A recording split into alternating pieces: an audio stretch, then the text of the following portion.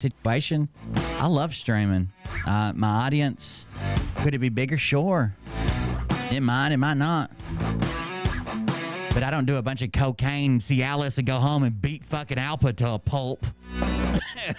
And then find an Asian hooker. Like, I'm pretty happy. I got a wife and 2 kids. I pay my fucking bills. Live by the fucking river.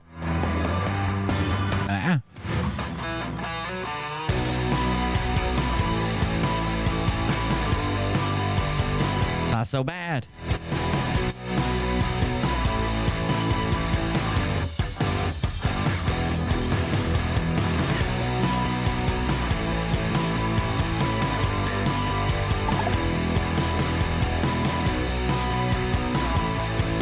These people are so Nick's not mad.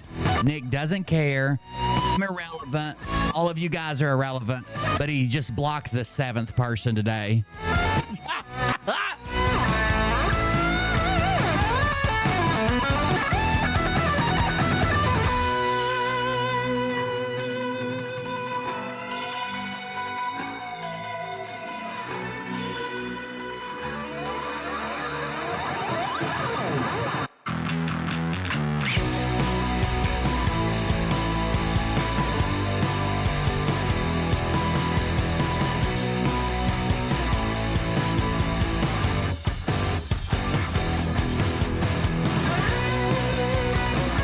To be fair, I was kind of baiting the trap a little bit. I don't know if you've seen all the memes flying around. They're pretty fucking good. I don't know. Let's talk about Phildo.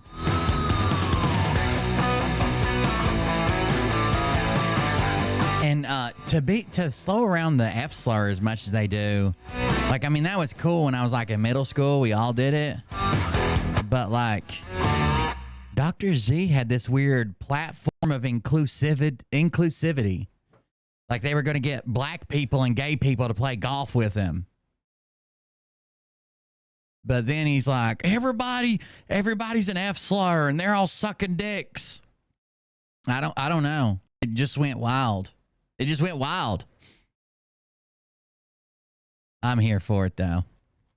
So let's start. Hey Daddies, it's me, the Linda Binda from TikTok. I wanted to make this video because I wanted to thank you for watching Cold Beer Confessionals with Will Bird. I think that's just incredible. I've watched a few episodes and I'm just like very intrigued. But you know what I'm most intrigued in is Big Daddy's meat stick. I heard that it's very thick, like a good old German sausage. You know, Linda and her coochie loves that. Oh, never mind. Let's not go there. Anyways, I hope you have a good show and enjoy it as you can. There's a lot of weird things that go on, especially when it comes from the realm of Linda Bindaland. So, enjoy the show. Thanks for watching. Peace out. Welcome everybody. I'm Will Bird. This is the Cold Beer Confessional. Thank you for joining us. Again, I would start it off with, hey, go watch the film. It's well put together. It's well edited. It'll be bigger than any of my shows. There'll be fucking millions of views. Go watch it. I don't care. I've done as a troll, I've done the selling the hopium. It works. Go do it. Go sell it. Get after it. Thank you guys for joining us. I'm Will Bird. This is Cold Beer Confessional. Thank you for joining us. Thank you for coming in. Thanks for being here. There was Phil is actively so. Phil may be dumb. Phil may be a horrible person. Whatever. Old ladies, money, 7K, gold coat, all that stuff. But this is the one time you'll catch me with a but. He's pretty good at like mind games on people, or at least about half the time he is. Sometimes the people see right through it. But when they're like frothing at the mouth, just ready to fucking attack somebody, they don't see through it. So, of course, this week when I was like, fuck Phil and fuck Nick too. By the way, someone laid it out pretty plain to him. Will is mad because you won't take responsibility or answer for the things you said and have done in the past. That was a direct comment underneath one of his things, like, why are you so mad or whatever he's asking me. There's a direct comment. And instead of taking that opportunity to say, This is why I said, have you seen 15-year-olds nowadays? This is why I said there's a lot of flexibility in the situation. This is why I said 25-year-old just fell in love with a 15-year-old. Instead, he said, who does that? Right when I put out a movie to prove who I am, they start questioning your past. Haters. That was the perfect opportunity, Nick. Anyways, Phil comes in, sharing a bunch of my posts over there. This is part of it. So right now, Phil is anti-Nick. And because I'm anti-Nick, and there's already the troll groups already like, Will's working with Phil, Will's working with Phil, Will's working with Phil, never trust him again, never trust. Phil's going to share my stuff, and that reinforces the belief. This is the same way he made people believe that Pebbles was working with him, right? So Pebbles had a conversation with someone, a private conversation through text. She thought it was weird because it was just like an out-of-the-blue conversation, so she shared it in a private group and said, hey, isn't this a weird text I got? Someone downloaded it. Someone downloaded that screenshot. Katie J. She sent it to Phil. Phil sent it to the person she was talking to and is like, you have no idea who I know and who's working for me or whatever, and sent it to him. That was a pretty good ploy, mind game-wise, because it looked like Pebbles was sending screenshots to Phil after talking to someone. So then everybody went wild. The case is fake. They're all working together, blah, blah, blah. Same thing he's doing right now, right? When I don't think I have the patience. I fucking hate editing. I would like to put together some stuff, but I don't know that it could be an hour and a half long on Phil. I like where I'm at right now. And as long as my audience sticks around, I'd like to kind of endeavor into some other things I enjoy that are less about grifters or whatever. Still doing this, but there's just a couple things I want to do. I have how mega superpowers collide, Phil and Will. I think the mega superpowers are Go-Go Cialis Ranger and Go-Go 8-Ball Ranger. And then that makes the Megazord Stroke. Thanks for what he's learned today. So he starts sharing everything of mine, and that helps to discredit me. So he shares a post about, I said, you can leave as quickly as you want. We will be open all night. Please take the parting gift on your way out. Phil is the greatest threat to the Eastern Pennsylvania. But 1 week before, have you seen 15-year-olds nowadays? If you can't see the issues in these statements and ask what the fuck is going on, you in over your head already, bro. Also, go watch and share the film, like I said, and waited for. So I waited for the film to be, like, there was no good time to do this. If I would have done it a week from now, then people would have said, oh, that it just hit 500,000 views. That's why Will's mad. He's never had a video at 500,000 views. If I had done it before the video came out and said I had concerns about Nick, then people would have said, he doesn't want you to watch the video. So I just did it the day after or whatever they released it. I watched the video earlier that day. Later on, I said the video's out. Lots of people watched it. Now let's talk about these questions I have. Phil ends up saying, never thought I'd be sharing a post from Cold Beer Confessional channel. Still haven't seen the live that Will did, but I'm watching it but I'll be watching it shortly. Have you seen what 15-year-olds look like nowadays? Nick Alvear. Wow, I honestly didn't know these messages existed. Is Nick Alvear attracted to 15-year-olds? You decide. It's a direct quote from him. Now, someone raised a pretty good point on Twitter. Girls do seem like they grow up faster, right? A lot of people have contributed to hormones, stuff in the food, radiation. I don't fucking know. But there's a very big difference in someone saying girls are growing up faster or girls are becoming more mature faster or developing quicker. Girls are developing quicker. And I say, yeah, have you seen 15-year-olds nowadays? That's one thing.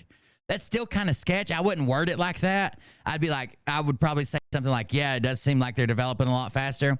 But if someone says they're developing faster and I say, yeah, have you seen 15-year-old now? That's one thing, right? That tells me I've noticed they're developing faster. That's probably not going to get me on any watch list. But if someone said the texts are real, Phil had sex with a 15-year-old when he was 25, it's all laid out there, and then you respond with, have you seen 15-year-olds nowadays? That's a big difference. I think it is. I mean, maybe I'm wrong. I think that is. If Mariah came to me and said, Girls are developing faster nowadays than when I was in school. And I said, yeah, have you seen 15-year-olds nowadays? They look like they're 25. Or if Mariah come to me and said, this disgusting motherfucker, 25-year-old, is sleeping with a 15-year-old freshman, and I say, but have you seen 15-year-olds nowadays? Those are two different things with the exact same sentence. The context matters. Because people are trying to justify it by saying, oh, he was just saying the girls develop earlier now. No, he wasn't. He was responding to the topic of a 25-year-old with a 15-year-old. So then they made this meme, and it says, quote from Nick Alvier. I don't know who made this. I didn't make this one, but someone made it. He seems very pretty. You're a pretty guy, Nick. That's an actual compliment. And not hidden or nothing.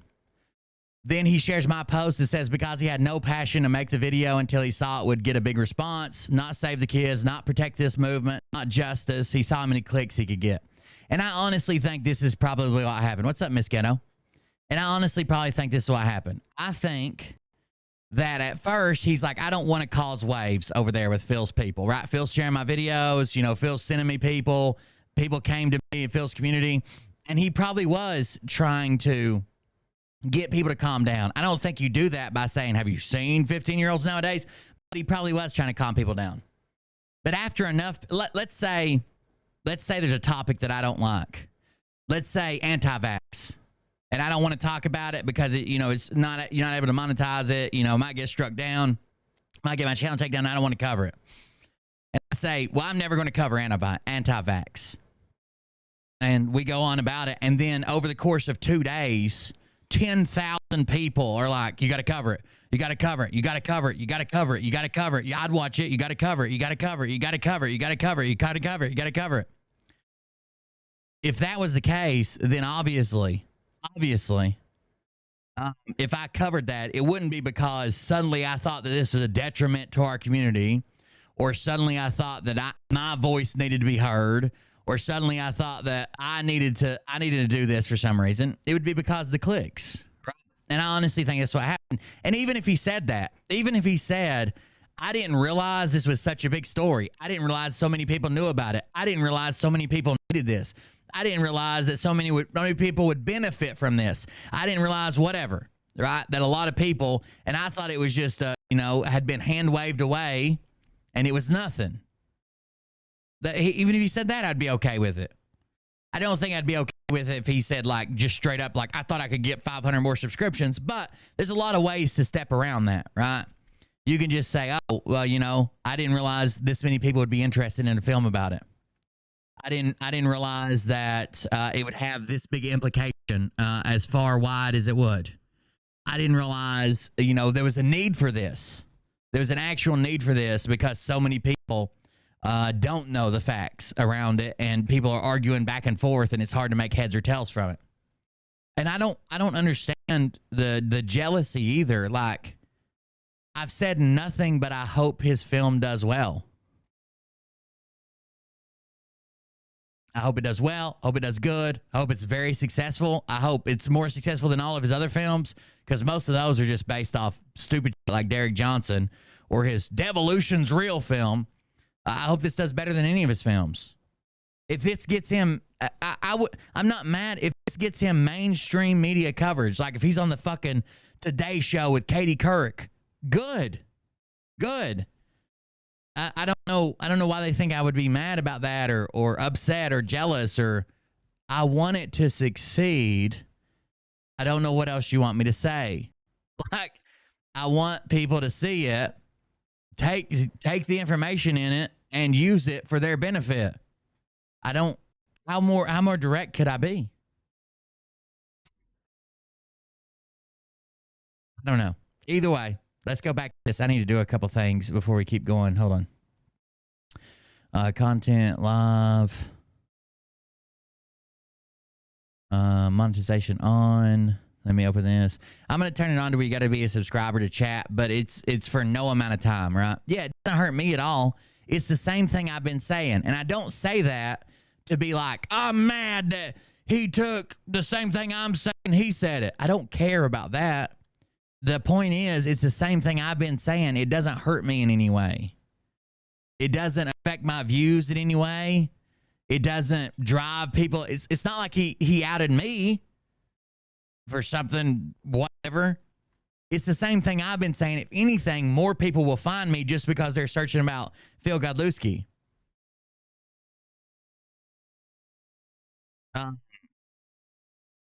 Yeah, I don't. I mean, I don't care that it's stuff that I've said before. It's all fucking. Phil said you was at the Super Bowl. That's all a joke. But I was making photoshops of me at the Super Bowl because I thought it was funny that for one of the first messages I saw when they're like, Will supports Phil now. Oh my God. Was I bet he's going to the Super Bowl. So I thought it was funny. But yeah, if anything, it helps me. Or at least helps the message, and I can go cover something else. If Phil Godlewski if Nick Calvier ended Phil, I would just go cover something else. I can't tell you how many times I've been sick of covering Phil and wishing, like, oh goddamn, I wish he would stop. Anyways, back to Phil. He shares my message. It says he defended him for 4 weeks and banned anyone calling him out. I've now found out that it's actually been longer than that. I actually talked to somebody that was apparently around Good Line Films and a supporter and Hangout or whatever that brought up the issue of Phil like 2 years ago, and someone else said a year and a half, and someone else said a year ago. These are multiple people at each of these timelines. They could be lying to me, but they basically said when they brought it up that they were banned at the time because they didn't want they wanted unity, not to drive people away, kind of deal. I don't think, look, to drive somebody off the internet for something they've said or done in the past, they have to have some type of shame. Right? If he doesn't have any shame, nothing you put out is going to drive him away. If he's not scared, if he's not ashamed, if he doesn't, you're not going to drive him away. I mean, could you reduce his followers to zero? I don't think so. I don't think there's anything that you could put out there that would reduce his followers to zero. Look how he twists it around and is like, oh, well, no, this actually means that. This actually, and they eat it up. They eat that shit up. They love it when Phil twists it around like a 5D chess, I have an NDA and I can't talk it like, yeah. Then he shares a post that says, I don't think Phil is a pedophile, like that which people attached with the cabal, whatever that post was. And Phil quotes out, there can be flexibility here in regards to pedophilia, according to Nick Calvier. This is your filmmaker, folks. This is the guy who wants you to believe what he says, even though I've proven the opposite. Maybe you should do billboards. I don't think Phil's proven the opposite. We're all waiting on this Scranton Times case. Then Phil does this, which I don't think is a great look for Phil. He's mad about the billboards and getting them taken down and saying that that's illegal, violation. The court's going to take them down. And then he comes up with his own billboard campaign. That doesn't make much sense. But it says, have you ever seen what a 15-year-olds look like nowadays? Or even back then, quote from Nick Calvier. And then we get this one. There could be flexibility here with pedophilia. Good line filmmaker Nick Calvier, 12/11/2023. Phil says, should we roll out hundreds of these across the United States? Is this the type of people we are? You can't. One thing none of us could get in. Me, well, I don't know. One thing that I can't get involved in, and I feel like most people get involved in, Phil does have a fucking bankroll, I'm assuming. If all the stuff that we've seen and Rumble Analytics and 7K medals and Gold Coat, Phil's got a fucking bankroll. Like if you're gonna compete with him in something that you can purchase, that's gonna be a rough. Even if you crowdfund it, even if you put 50% of your income in it, like that's gonna be hard to keep up with. He does have a bankroll. He forwarded a message from Gloria Davis that says, yeah, he will win the Scranton's case. He's basically already won it, even though it hasn't gone to the jury yet, because his evidence shows the stuff they used to write. The article was not the outcome, and it was not the truth. All these people's mouths should once he wins that. I don't know what Gloria was trying to say. Then he shares 100%. Once precedent is set with the Scranton case, game over. Thanks for playing. And he shares this. Oh, dominoes, I guess. Human dominoes. He shares a post from Katie Sanders that says, if Phil was a pedophile, does anyone think that Carrie would marry him and then entrust him being alone with her daughters, or Dory with their sons? Both are smart women. I wish people would figure it out. Well, to be fair, like Dory got custody. It was like Phil had to fight to get custody back. And I think Carrie's there for the fucking bucks, right? I don't know. You tell me why Carrie's there. What do you think? Well, I think if you could get an interview with Bree, that would be amazing. I don't. I'm so scared of. I've had people approach me telling me they talk to Bree. I don't want to tell you anything more than that. I'm so terrified of messing something up for her. Could you imagine, like, how shitty I would feel if, let's say, she did agree to come on and it's something that gets used in court and makes her lose her fucking case? Like, I couldn't, there's nothing I could do to make it. I don't want an interview with her until that stuff's settled, for sure. He shares my video. It says, Will Bird's on fire. We shares 8 minutes of my video. Phil Galuski says, one thing I learned about Will Bird over the years, even though he has not whatsoever been a supporter of mine, he doesn't let people get away with bullshit. That's what I think. So I don't know. People are coming at me so fucking hard. What did you want me to do? Give him a pass? Because if we give one person a pass, who else do we give a pass? I've never given a pass to anybody, right? I've made videos where I literally sat down and told the moderators or Mariah or whatever, I don't want to make this video. I feel like it's going to ruin their fucking life, ruin their fucking career, hurt them, destroy them, make them leave the internet, especially when we're talking about like people like Dr. Rob Allen. I did not want to make that video. He seems like a genuine good dude now. Helping people out and doing this, and he's OBS. He was everybody's OBS guy, not mine. He was all these Patriot channels OBS. I didn't want to make it. But what the fuck am I supposed to do? I just found out that he's a convicted pedophile and that it was him, his stepdaughter, and his stepdaughter's friends, and they wanted to buy a present for their mothers for Mother's Day, and he told them if they wanted money to go shopping for Mother's Day in Walmart, they had to suck his dick. What am I supposed to do? If I give him a pass and you guys don't know about, let's say you guys don't know about, first of all, you could find out about it. But second of all, let's say you don't know about it. How am I supposed to set up here and be like, this guy's a piece of shit, this guy's a piece of shit, that guy's a piece of shit. Look what this one done, this one done. Not that guy. Don't worry. Not that guy. I know him. I've talked to him. He seems all right. Like, what am I supposed to fucking do? They only want the truth when they agree with the truth. Any other time, they just want you to shut up. Or you're controlled opposition, or you're working for this guy, or you're just jealous. I haven't given anyone a pass. I haven't treated anybody different. I don't play favorites if you don't. This has hurt me. Like, I understand that. Like, they keep saying shit on Twitter and shit. Like, this is why you lose followers, you know, or this is why you lost this many, or this is why you aren't as big as you. I know that this is why I'm not as big as I could be. I know that I've lost followers over this shit. I know that I'll lose followers in the future. But I'm not going to come on here and pretend to be somebody and not be that person. I'm not going to come out here and call one guy out for this thing and not that guy because I'm afraid it'll hurt my subscriber count. Or it might get my video demonetized.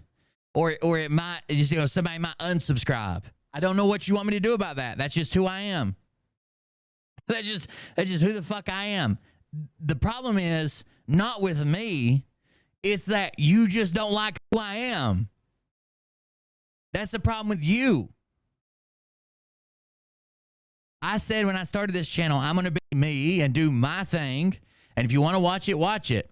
But you can't come over here and watch it after I told you I was going to be me and I was going to do my thing and then be like, he's being him. He's doing his thing. I'm out of here. If he ain't going to change, the fuck out of here. He then shared a link to my YouTube video. I don't even know if that video got more views. Let me go see. Live streams. Let me refresh it. Oh, never mind. It got a lot more views. I wasn't paying attention. It got a lot more views. My replays on YouTube are anywhere from like a few hundred to maybe 1,000 or more, just depending. I mean, most of the stuff I do is on Twitch anyways, but he shared the YouTube link specifically and it got over 4,000 views. So I guess it did make a big difference. He then says full video can be seen here. Language alert. He shares this. Which I thought was pretty wild, okay? That's pretty wild.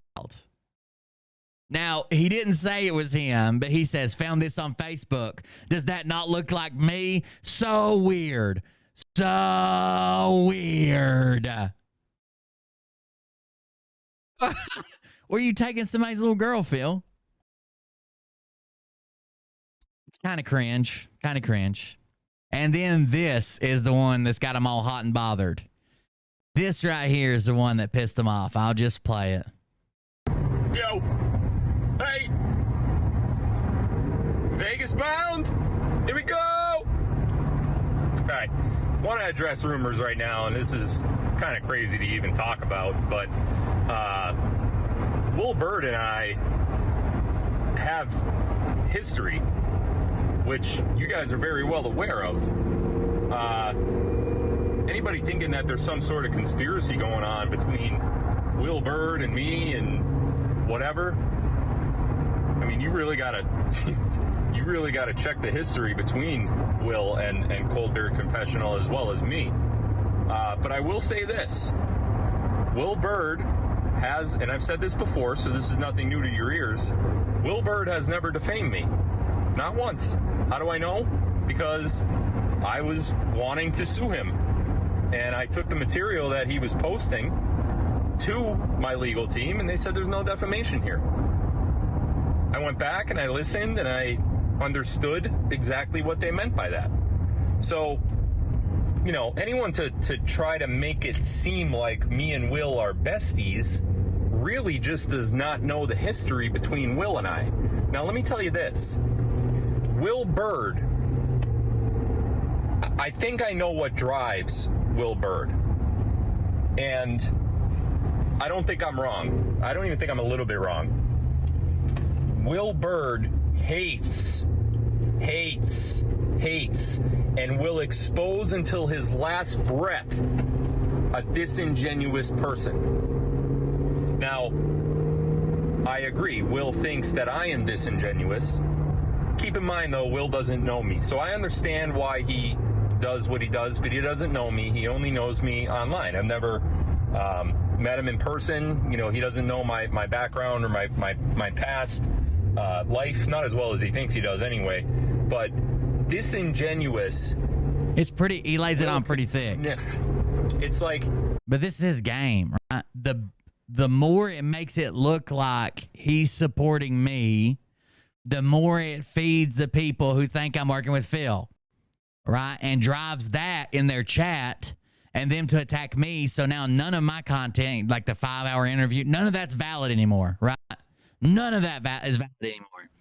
And they're talking less about Phil and more about me in their chat after they had this big, huge win that they were all celebrating. Even if Nick didn't make that film, Will said it last night. I watched, this is the first full live of Will Bird's that I've actually watched. And man, I'll tell you what, he's a funny guy too. When he's not talking about me. When he's talking about me, he's not funny anymore.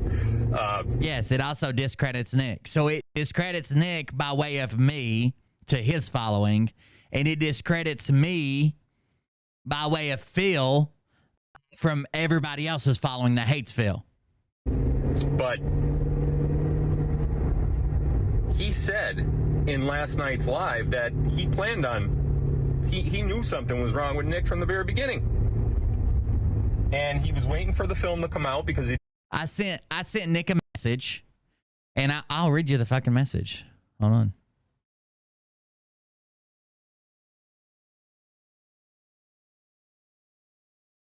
Oh, it's long. Hey, man, you seem like a smart dude, and I'm not trying to tell you what to think or believe or do. I only want to reach out because I'm kind of an expert on film for the last 3 years, and I know what his claims will be when he accuses you of lying. As you know, he's in court right now with the Scranton Times. talks a big game, but he has not caught a single witness, not filed a motion of any substance, and can't even be trusted to answer the request from the court after he's ordered and sanctioned multiple times to just prove something as simple as his tax returns, his follower account, any NDA he has ever signed, or his Harvard degree that hung on the wall for years and suddenly disappeared when they questioned its authenticity. Phil would say he had 30 misdemeanors, 20 felonies, and dropped except for the corruption charge. This is technically true, not because they had no case, not because the witness pled the fifth. She did, because Phil broke his no contact order and said he would unalive himself if she didn't, and not because the evidence was invalid or made up. That was all legit, according to everything in the court system that we have access to. They dropped the charges because he took the original plea deal that was offered. I'm sure you know that that's how the plea works. I know it sucks when your star witness against him pleads fifth, but they still had a pretty substantial case. In my opinion, Phil's lawyer just seized on the opportunity to keep it out of the court, and Phil's lawyer just seized on this opportunity to keep it out of court, and Phil getting much more time. Okay, it's a shame, really, that they didn't drag it all out and bury him. I know from your post you have read the charging documents that says to-wit Phil Godlewski did have a sexual relationship with a minor. That's exactly what he did. The texts are real, and the threats are real, and the abuse was real, and the victim has finally decided to stand up to him now. The corruption charge with a statement of him having a sexual relationship with was originally count number 7 and an M1, and at the time it did not require sex offender registration. It included a whole host of stuff, including sexual relationships. That same year, they made the sexual part of felony and made people register when they rewrote PA 6301. You can look this up, and it went into effect less than a month after Phil took the plea deal. Perhaps that motivated him some. Anyways, the easiest way to prove this isn't just corruption, because he texted her about her ex-boyfriend's suicide, is the original explanation. The to-wit statement explaining his charge and what he was being charged with, or why he was being charged with it. Sex with a minor. Now Phil will try some slick shit saying they dropped that one, and my guilty plea doesn't say shit about sex. It also doesn't say just occasionally helping a girl through text either. The text messages are wild, bro, but his guilty plea doesn't have to say shit. If you look at the original charging document with a charge for corruption that says he did have sex with a minor, is charge number 7, I believe. Well, when he takes his plea, they arrange all the charges because he pleads. Whatever he is keeping moves up the list, and what they drop moves down. This is interesting because on the current paperwork that says what he is guilty of, it still says that he had sex with a minor. The count he pled to is now count 1, PA 6301, corruption of morals of minors, all the same as the original charge with the to-wit statement and all. It even says in the margin that this is count 1, but it was originally count number 7. So count number 7 was corruption of minors. Wait till it get hard. She gonna be like, damn, shit, my God. Fuck yeah, Will. Same rules for everyone. Keep on keeping on. 10 6-packs or so. Anyways, thank you very much. I appreciate that donation. With a statement and all, it even says the margin, count 1, for having sex with a 15-year-old when you're 25, and pled guilty to that with a stroke of a pen, and it gets moved to count number 7, or to count number 1. That doesn't take away what you received the count for. It's all in black and white, and I can send you screenshots when back at the office if you need them. But Phildo may have been better off by pleading to some other shit, because the charges description states as plain as day, 15, 25, baseball coach, part-time Subway sandwich artist. He pled guilty to the crime, and that crime was described as him having a sexual relationship with a 15-year-old girl as a 25-year-old man.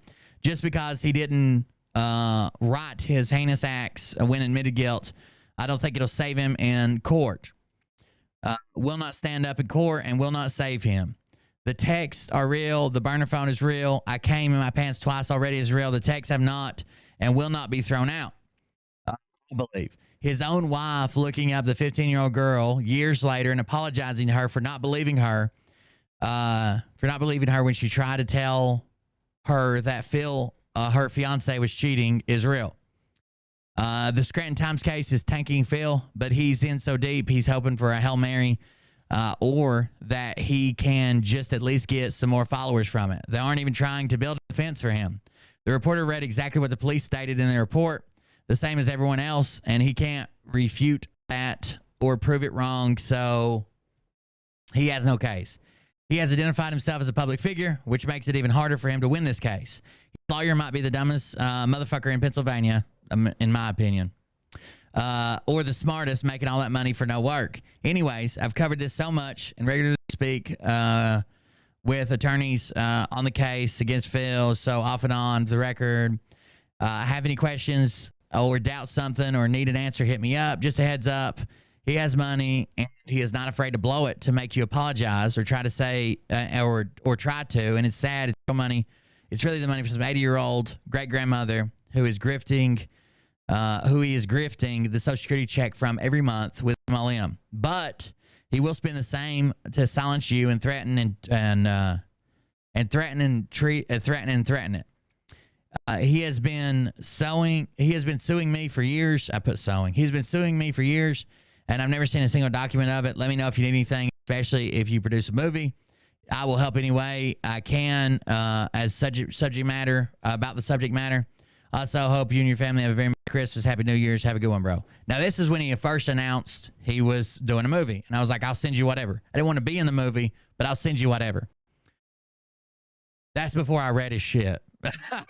So literally after I sent this, I was thinking, okay. So New Year comes.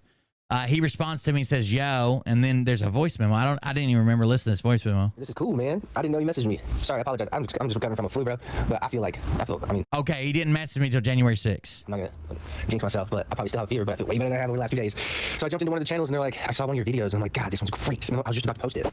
You go over what you were talking about, Too Wit, and somebody in one of the channels was like, you need to touch base with Will Bird. I can't see last name. So I clicked on it and you already messaged me. That's fucking tight. Probably a long time ago. Shit. Let's see. Cool, man. Cool. You guys can hear that, right? I'm going to read what you've written. I think we're on the same page.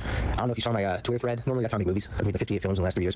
It was Twitter threads that taught me how to do it. But now I do Twitter threads. And dude, I did one on Phil and it got 600,000 views. That was on him being a pedo. And it's perfectly laid out. He's been threatening me with a lawsuit for the last 2 weeks. And nothing's happened. I've even spoken to my probation officer. I went to jail for J6, which he says never happened or no one's in jail for it. But everyone, there's so much division in the Phil hate. Phil did say that. There's a clip of Phil saying, he's right. Phil did say that there's no J6 people. Groups, but everyone knows that you're the fucking man, which is cool. And I think I'm getting there because I'm not backing down and I just go harder whenever you try. Oh yeah, he did message me on January 6th. I forgot about that. To do anything because he's an idiot. So I read part of what you wrote and I'm gonna read all of it now in detail. I was just excited. I wanted to send you a voice note. Okay, then I guess he reads it all and he says, wow, thank you, 805-342, and then gives me his number. I'm not gonna dox his full number, but it's 805 number. I do want to make a film and pitch it to Netflix. We can blast this fucker. This is when I was like, Netflix? You think this would be Netflix? Especially like if you're going to attach more Q to it. Like the White Hat said, we're going to take down these people and Q posts about no outside like Netflix. He said I would do a Pervy Wood on him and air it on Good Line. But then I'd love to get out there and record interviews about it all. So I said, yeah, man, I'll upload it whatever I can. I only get somewhere between 300, 500 live viewers when I stream, but this needs to be seen by a bigger audience, right? I'm not saying, like, I need to be bigger. Oh, the views. I'm saying, yeah, man, make the movie. Like, I can only get it to so many people, right? You have a bigger audience. Put it out there. Then he says, I've got a big platform at Goodline.tv, and my Rumble has grown since my last film. Goodline Films is my Rumble. We can get it seen. You've done good work. I'm connecting a lot of core members in this story. Phil's a fucking F-slur and responsible for one death that I'm gathering intel on. He will go down this year. That's what I'm saying, too. This is me. Yeah, that's what I'm saying, too, because y'all are in the same pipeline and probably share a bunch of casual viewers and more dedicated viewers. That would be ideal to really begin to expose him to the masses over there. If these cases against the Scranton Times and the former 15-year-old victim get dismissed, that may even open up to an interview or a statement. Open her up to an interview or a statement. She can't say anything right now, though. This is just talking about Bree. And I don't know that she can't say anything, but I would assume she would be dumb to say anything, right? And he said, so if it's the dismissed, that means Phil loses, right?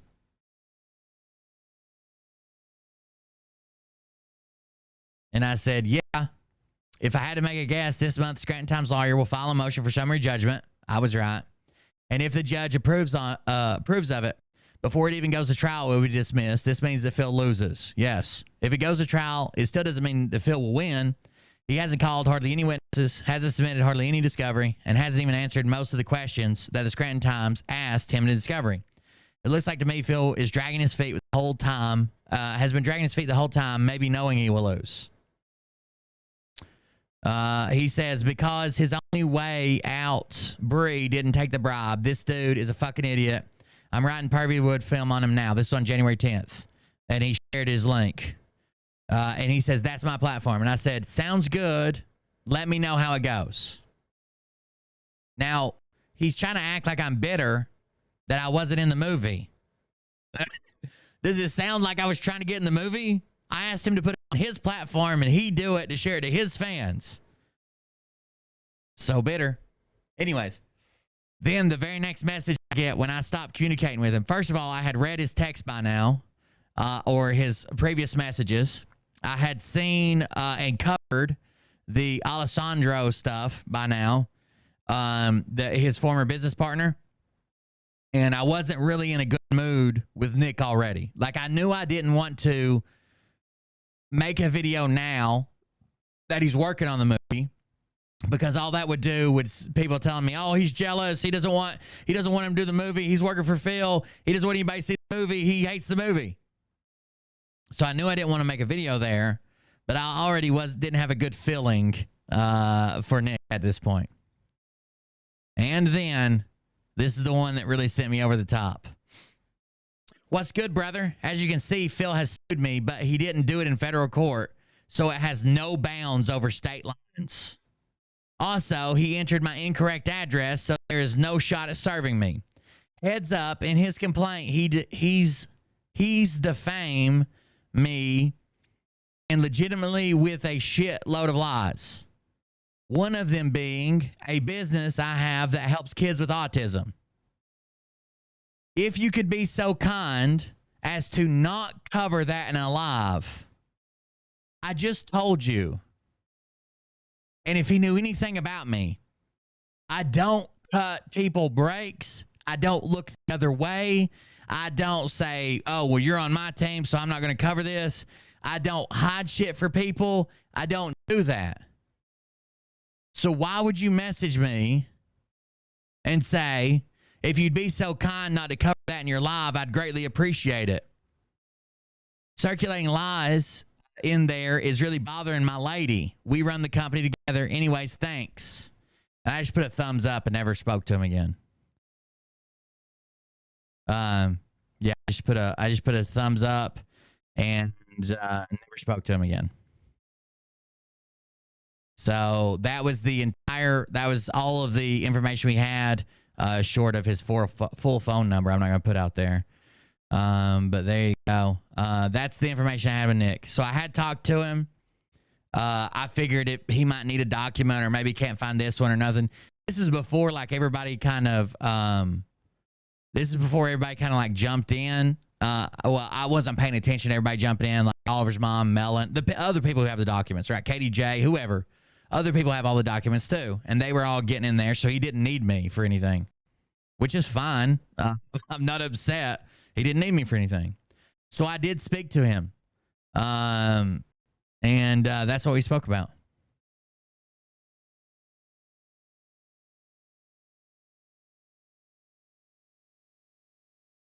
Let's go back to Phil's video now. I didn't want to take any credence away from the film. Rightfully so. I mean, I think that... That's the wrong window. Hold on a minute. Please take the parking ticket. I think that Will thinks that I'm a fraud too, which, again, everybody could have their own opinion on things, but as long as you don't cross the line of legality. And, obviously Nick Alvear has done that, but Will Bird is going to tell you how it is. So if you think that Will Bird is just anti-Phil no matter what, That may be the case. However, he's not going to let somebody else that's essentially doing the same thing that he thinks I'm doing get away with that. And good for him. Good for him for actually standing up for what he believes in and not just making it a personal thing about me. That is just how he is, apparently. And again, I don't know the man. I never met the man. All I know is what I hear and what I see, and that's it. But for those of you that are just completely anti-Will just because of what he said about me, I don't know if that should be the case. You don't want to listen to what he says about me, don't listen to it. Just tune it out. So But clearly he lays it on pretty speaking the truth thick. about other Right? He speaks the truth about everybody but me. stuff. I think he deserves an ear, don't you? What? I'm not. Everything he said about Albir in his film last night is the truth. Same thing about Ari Products. So give it a chance. That's a big issue with me. I've really fucking hate somebody taking goddamn essential oils and giving hope to parents of autistic children or autistic people themselves, autistic adults, autistic teens, whatever, right? Simmer down your hate a little bit. We're not hateful people, right? So give him an ear. If he starts talking about me again, you don't like it, just tune out. You know, that's my opinion on the thing. You guys handle it as you always do. Handle it yourself and make the best decision for you.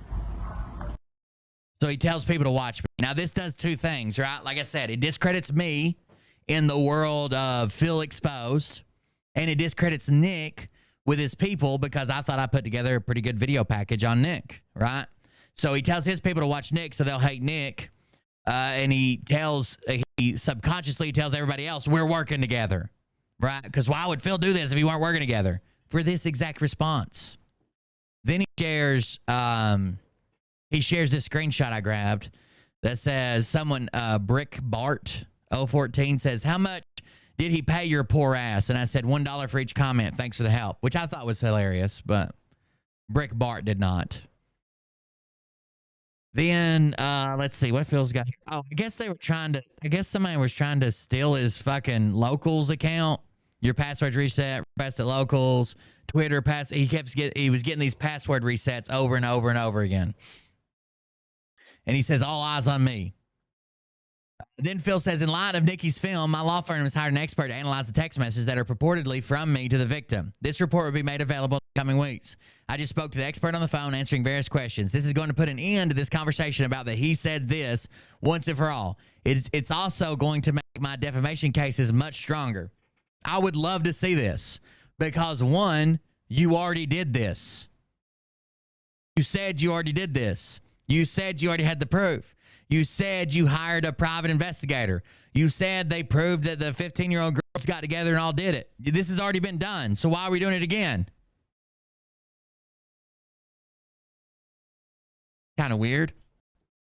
Then he says, I'm still, so he's been refunding, I guess anybody that signed up for Good Lion or Ari Products, he's been refunding them out of his own pockets. So he says, I'm still going through the list of, which honestly, you might not like Phil, but that's a good PR move, right? If I'm battling against somebody or fighting against somebody and they own a company that I think that I'm calling a scam, and I say, I'll put my money where my mouth is. If anybody leaves this or bought this or whatever, send me an email with your experience. So he gets all that content from it, right? All the people that hated it. And he gives them, I don't know, $70-$80 because he's got fucking money. He says, I'm still going through the list of refunds for little Nikki's orders. In the meantime, contact your credit card company and initiate a dispute. He has promised a certain product and gave you something fraudulent instead. I will still issue all refunds personally as promised. Could you do a credit card dispute? Probably. I think the grounds you would have on if someone tried to challenge you is the word mitigates. The word mitigates comes up in the law with the FDA, right? That's a treatment. That's a treating of symptoms or a disease mitigation. Oh, by the way, thank you, Q, for the donation the other night. I saw it come through. I just didn't say nothing about it. Then he shares this meme that I made that says, Jesus, after last night's show, it seems like they are really leaning into the autism mitigation RE products. And it says it puts the oil on its toe skin or else it gets the autism again, which I thought was funny, but obviously it didn't make it for Phil. He shares another post of me. It says, good thing I was here. This is when I was correcting Jennifer. I said, good thing I was here. Nick thinks autism is caused by heavy metals and vaccines. His own words. Nick thinks his essential oil removes heavy metals from the system of these people. His own words. Nick says by doing so, he can return them to a normal state of mind. The abnormal being autistic. You can close your fucking eyes all you want, but Nick thinks continued use of his product makes kids normal, not autistic. But can't say the word cure because just like Big Pharma that they hate, this is a lifelong use case if you want your kid to be normal. And I shared this. It says the difference between Phil and I make products for children with autism and adults. While Phil can't keep his dick in his pants around them, big difference. I fight Big Pharma and I help kids return to a normal state of mind. I help kids return to a normal state of mind after they've had a overload of heavy metals from vaccines. The reviews on the side are genuine, not bought for. The business has grown because it works. Let's recap. I build businesses fighting for children. Phil goes to jail for having sex with one. It's not rocket science. Then he, of course, shares his link again, rebrand.com, detox and autism support. Then he shares another post that I made directly under that one that says also the FDA doesn't allow it. It's a supplement outside the FDA regulation and cannot be claimed to cure, treat, or mitigate, the word Nick uses all over his post and website, the disease or symptoms of the disease, because then it would have to fall under a drug, which he hasn't and couldn't possibly be approved for. Wrong twice in one thread. Then Phil says, this is Phil's own post, Alpha Sony is harming children and taking advantage of desperate parents of the autistic. Nick is her paid influencer. Kind of seems that way. Essential oils do not cure autism. And I know you're going to say, Will, he didn't say he cures it. He said it makes them normal. And when he's talking about abnormal, it's because they have heavy metals and he thinks heavy metals causes autism. He says it makes them normal. And when they're abnormal, they're autistic. So when they're normal, they're not autistic. Let's go. Killing them with straight facts. Good on you, Will. And he shares a couple posts. I don't know what these are. Oh, I'm sorry. This was Patriots Rising, that Jeremy guy. I didn't even know he knew who I was. I know he hates me. Then he shares this post I made. I said, if there was a single fucking clip of me sympathizing with Phil, they would have it. So I woke up this morning and the dream team over there got together and made a bunch of Twitter posts that said, he's fat. He vapes. Yeah, I agree. I'm fat and I vape. The problem is they want to use that to say that I agree, support, or defend Phil. But when it 3 live streamers, a filmmaker, a TikToker, and a podcaster all in one, wouldn't you think that if there was a single fucking clip of me supporting and or defending Phil, they'd have the clip? They don't have a clip because one doesn't exist. And so instead, they say he's fat. He vapes. Okay. And that means what? I said if there's a single fucking clip of me sympathizing with Phil, they would have it. They just don't like being questioned. Don't worry, I got plenty more questions. Ha. I was just waiting for you guys to get in the fucking game because this is when they all come out today. One of them made a video. Hold on. I'll show it to you. It's on my Twitter. Profile. So they made this video. I got no love for the fakeness. If you wanna play tough and wanna hate this, I'll always show up. I don't ever slow up, no I don't take shit. I got no love for the fakeness. If you you wanna play tough and wanna hate this. And it had a caption of some type that says like Will Bird, or it actually called me old queer. I don't know, something with the F slur in it. I can't remember. And they said this is him reading Telegram this morning. Now that everybody hates him, he's been outed for supporting Phil. So I downloaded the video and I posted it and said, totally me, while watching someone say, I was just trying to keep the peace, or I hadn't read the text yet, while trying to justify their claim about how good 15-year-olds look nowadays. You got me. Like, I don't know what this is, but if they had a clip, this tells you everything you need to know. If they had proof, like screenshots or clips, it would be posted, wouldn't it? But what do they post? He vapes a lot and he's fat. Then Phil says, lots of truth to come out. It seems maybe the author of the greatest fraud on earth is a fraud. And here we are. Then Phil goes to the Super Bowl. Phil goes to the Super Bowl and says the greatest fraud in Vegas. And I think his chat went kind of crazy over the red shoes thing. Or at least I saw people talking about the red shoes thing. It could have been his haters. It could have been his followers. I don't fucking know anymore. They're all intermingled. It's a lot of steps just to get to the same angle.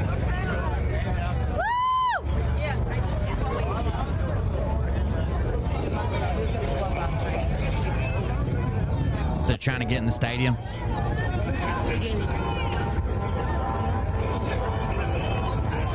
to the locker room. Backstage stuff, I guess.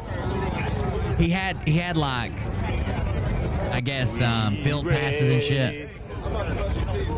We ready. We ready. That's the helicopter I want. PG security, trademark it. Let's go.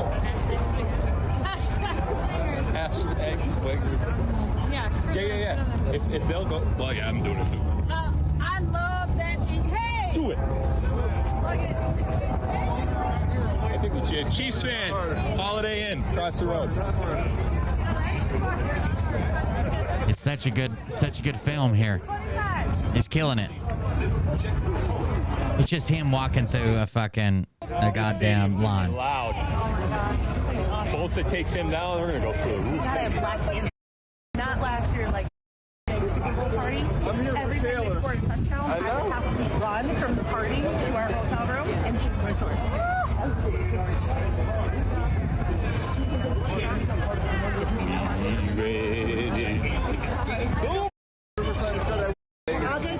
Oh, they're also so dumb that because I was making very bad photoshops of me at the Super Bowl, they think I'm at the Super Bowl. All gates are open. Do it, go! All right, I gotta shut it down now. I'll be back. It would be cool to go to the Super Bowl one time, I think. I don't know. I don't even know if I could do the fucking... I don't know if I could do the fucking crowd, though. There it is. No. There it is. Bill got last. Demand hospital prices. Oh, man. I thought it was one for me. Damn it. I got so excited. It was behind the tree, and I thought it was going to say... I thought it was going to have the Phil story. Shit. Phil Godlewski, the greatest fraud on earth. That was sort of funny. Then he shares this one. There it is. Oh, that's the same one. Oh, I skipped one somehow. This one? You're Okay, I skipped this one. No, I'm the long snapper. Long snapper, okay. I might have lost a step in my day. Not me. I age like a fine wine. I'm the best tight end in this facility right now. Give me a pair of pants, shoulder pads. I'm I don't ready. even know who he is actually. So I've trained 40 years for this moment. #1 Raiders fan right there. She won the contest. She's live streaming. He's lying. I'm the one. They ain't got this. No, bro. She got a ring that says with I could diamonds. go home and go to the Steve Teller Mall and get a ring. Yeah, but it wouldn't be the one like she has.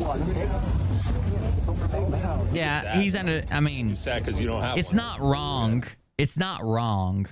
You have to mitigate it, but attention's good attention, right? Like, good press, bad press is still press. I'm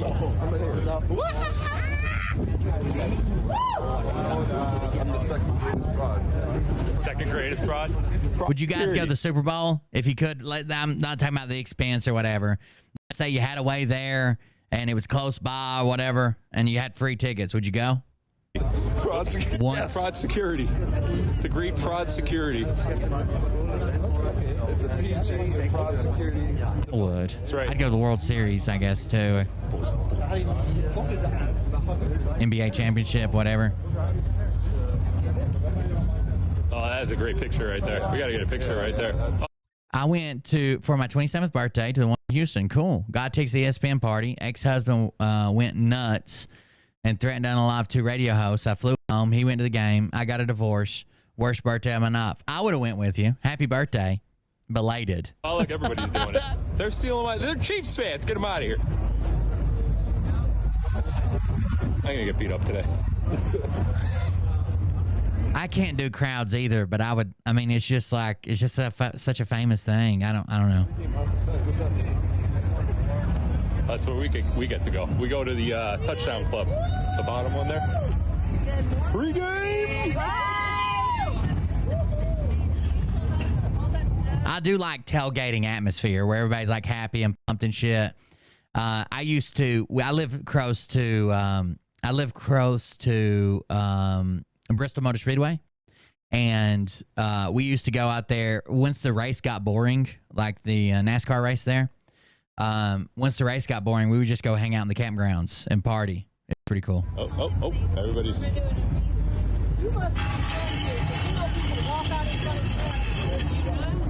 Right here should be the photo.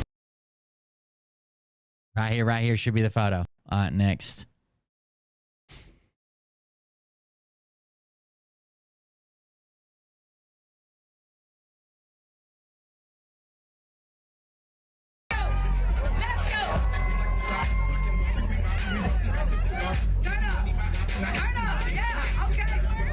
Come on, don't be shy. This our dance floor. This our dance floor. Hey, hey, turn up.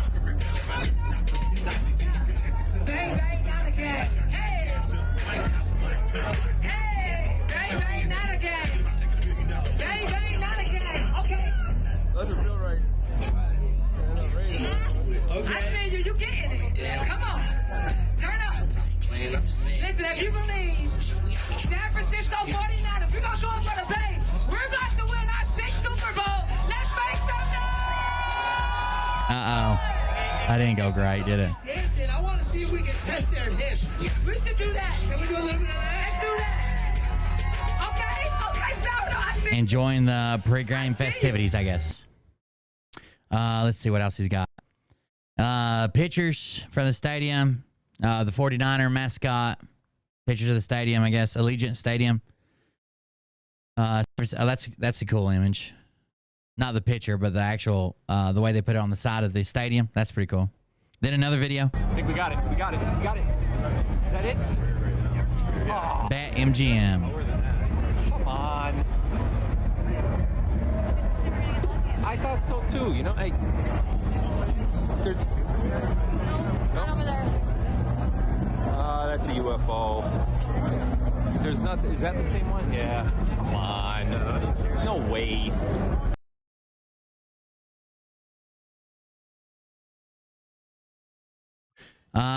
What else? From the stadium? I don't know that I could do this many videos and rub it in this many people's faces that sent me there. You know what I mean?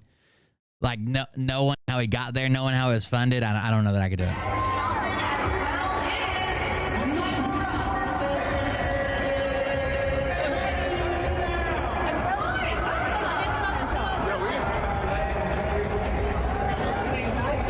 Oh, 16, 17, 18, 19. Yeah. We're all right here. 16, 17, 18, 19. Sorry, man. We're on the fucking field. I know, dude. I know, man. What do you think I spent so much for? 18. Well, this is going to be fun. Oh, you know what? This is section 113. This is 114. We're over here.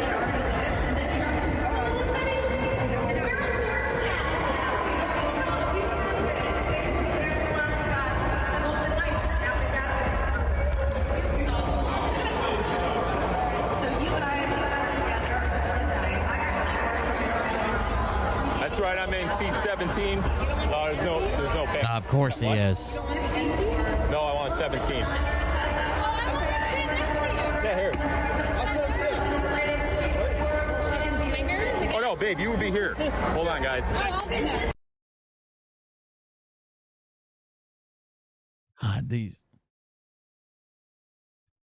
These faces, dude. There's something else. Lots of pictures down by the field. Somebody said that this dude beats his wife. I don't know. I just saw that over on the other group. Lots of pictures of the field.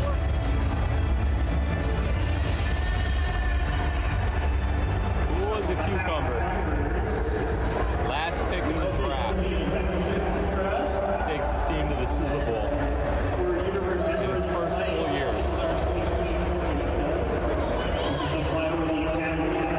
If he wasn't in 17, I'd be disappointed, probably. Not anxious at all. Laid back. Ready to dominate.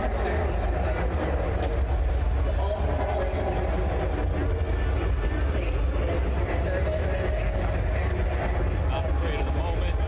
Light up. They do light up. It says it on the back.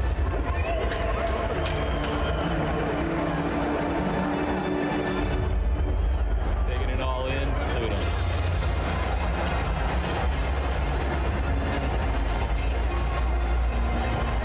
Smiling, laughing, cracking gum, mocking the kicker. Kicker, of course, is, well, it's not 17. 7. I mean, he's probably going to miss that, though. I mean, I could understand this, like maybe sharing it on his private Facebook page, right? He is at the Super Bowl, but sharing it to all his followers who are struggling to pay the bills, waiting on Nassar Gassar to kick in. Yeah, he missed it. That was wide left. Jerry Sandusky. No, his name's Phil Godlewski. He doesn't play sports balls either. I just don't think he will. I don't think he will end up in jail unless it's over taxes, maybe. We can hope, though. Let's go, Chase. Let's go, Chase. Hit it. Hit it. Hit it. Get him. Get the quarterback. Look at that massive man. Look at that massive man, he said. What are you doing, CMC? When I was there, everyone I talked to was there for a corporate thing. Our tickets came with an oil company. Yeah, we used to get tickets like that to the race here, like in the suites and stuff. And that's why I liked hanging out in the campground, because they were there to tailgate. But like in the suites, it was like business people, basically like bribing people, right? If you want to do business with this company next year, you buy them, you know, suite passes, and everybody was talking about business. There's people in suits and shit. It was weird.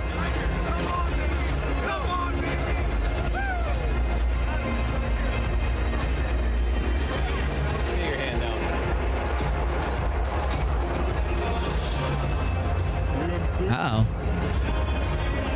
He wants it. Look at that face. Look at that face. It's focusing on the wrong face. Guy fucked up his shot. Then he says, I just saw Shaq.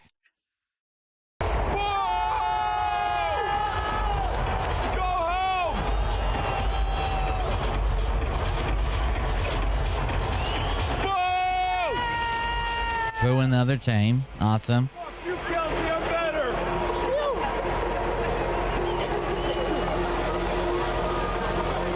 Kelsey Taylor's a whore. Taylor Swift's a whore. You know. Taylor Sportsmanship. cheats on you.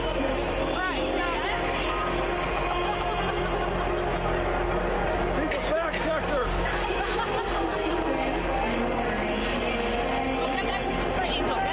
Taylor cheats on you.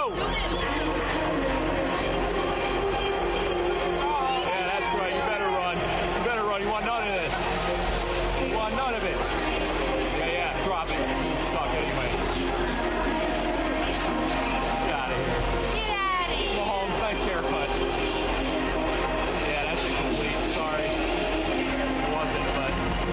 This is so good.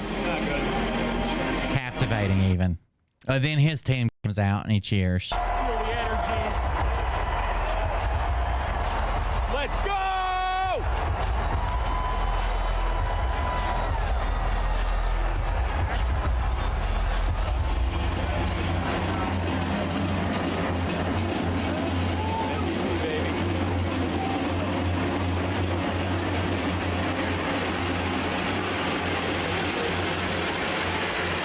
Turned down for what? Oh, wrong song.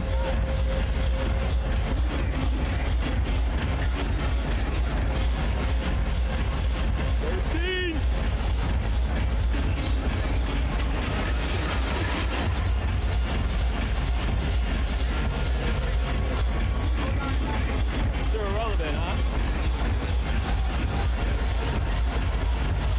Not so irrelevant now, is it?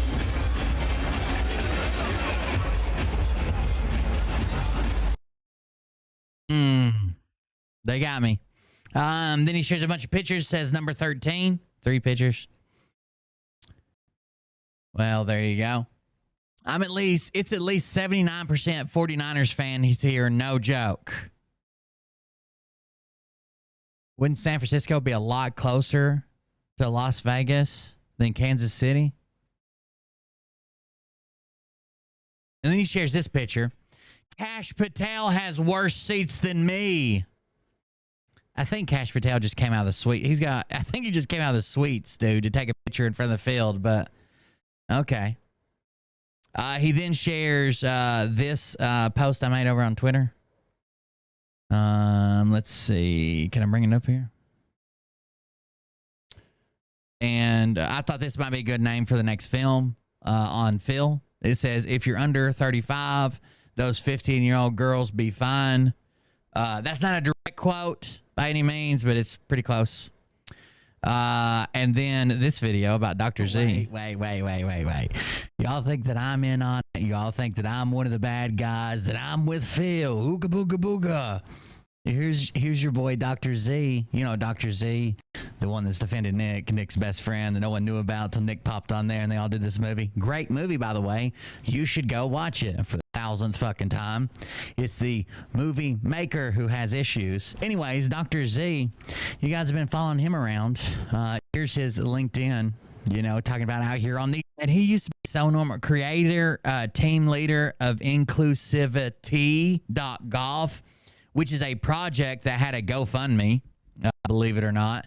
It had a GoFundMe to raise money to start a golf, I don't want to say league, a gathering of people to play golf that are white, black, brown, gay, lesbian, Asian, whatever, right?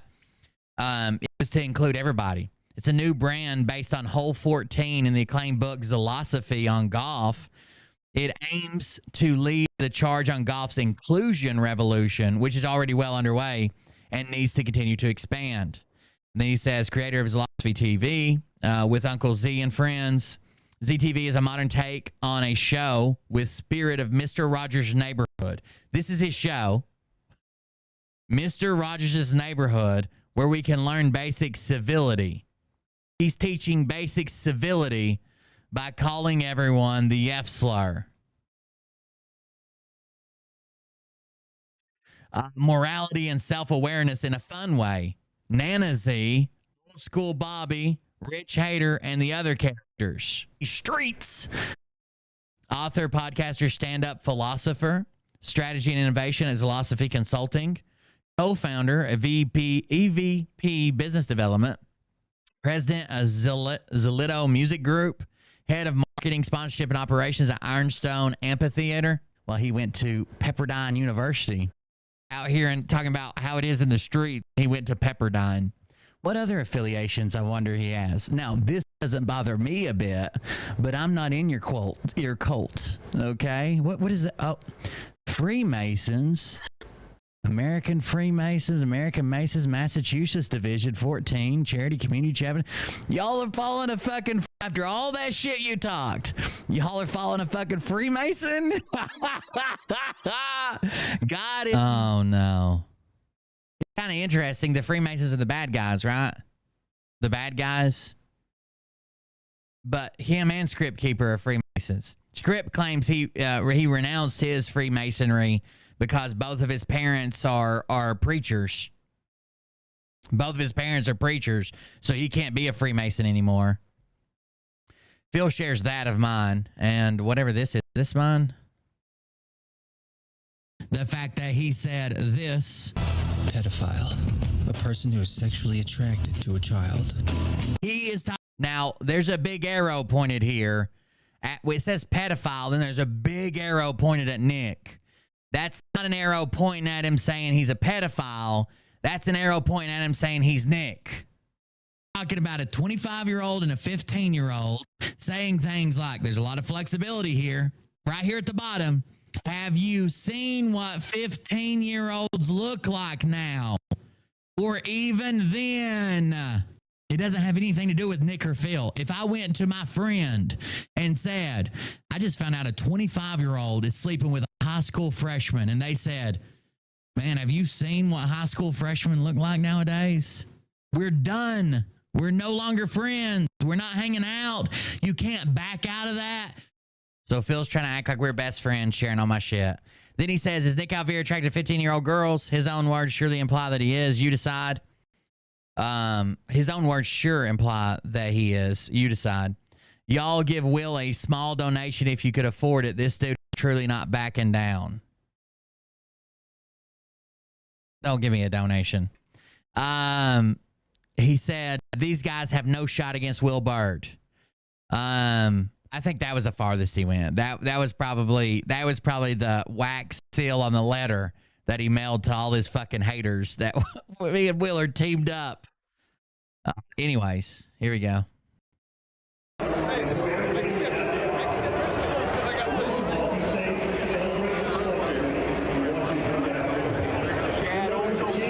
Well, he say I don't know. You guys just have to listen to it. Hold on.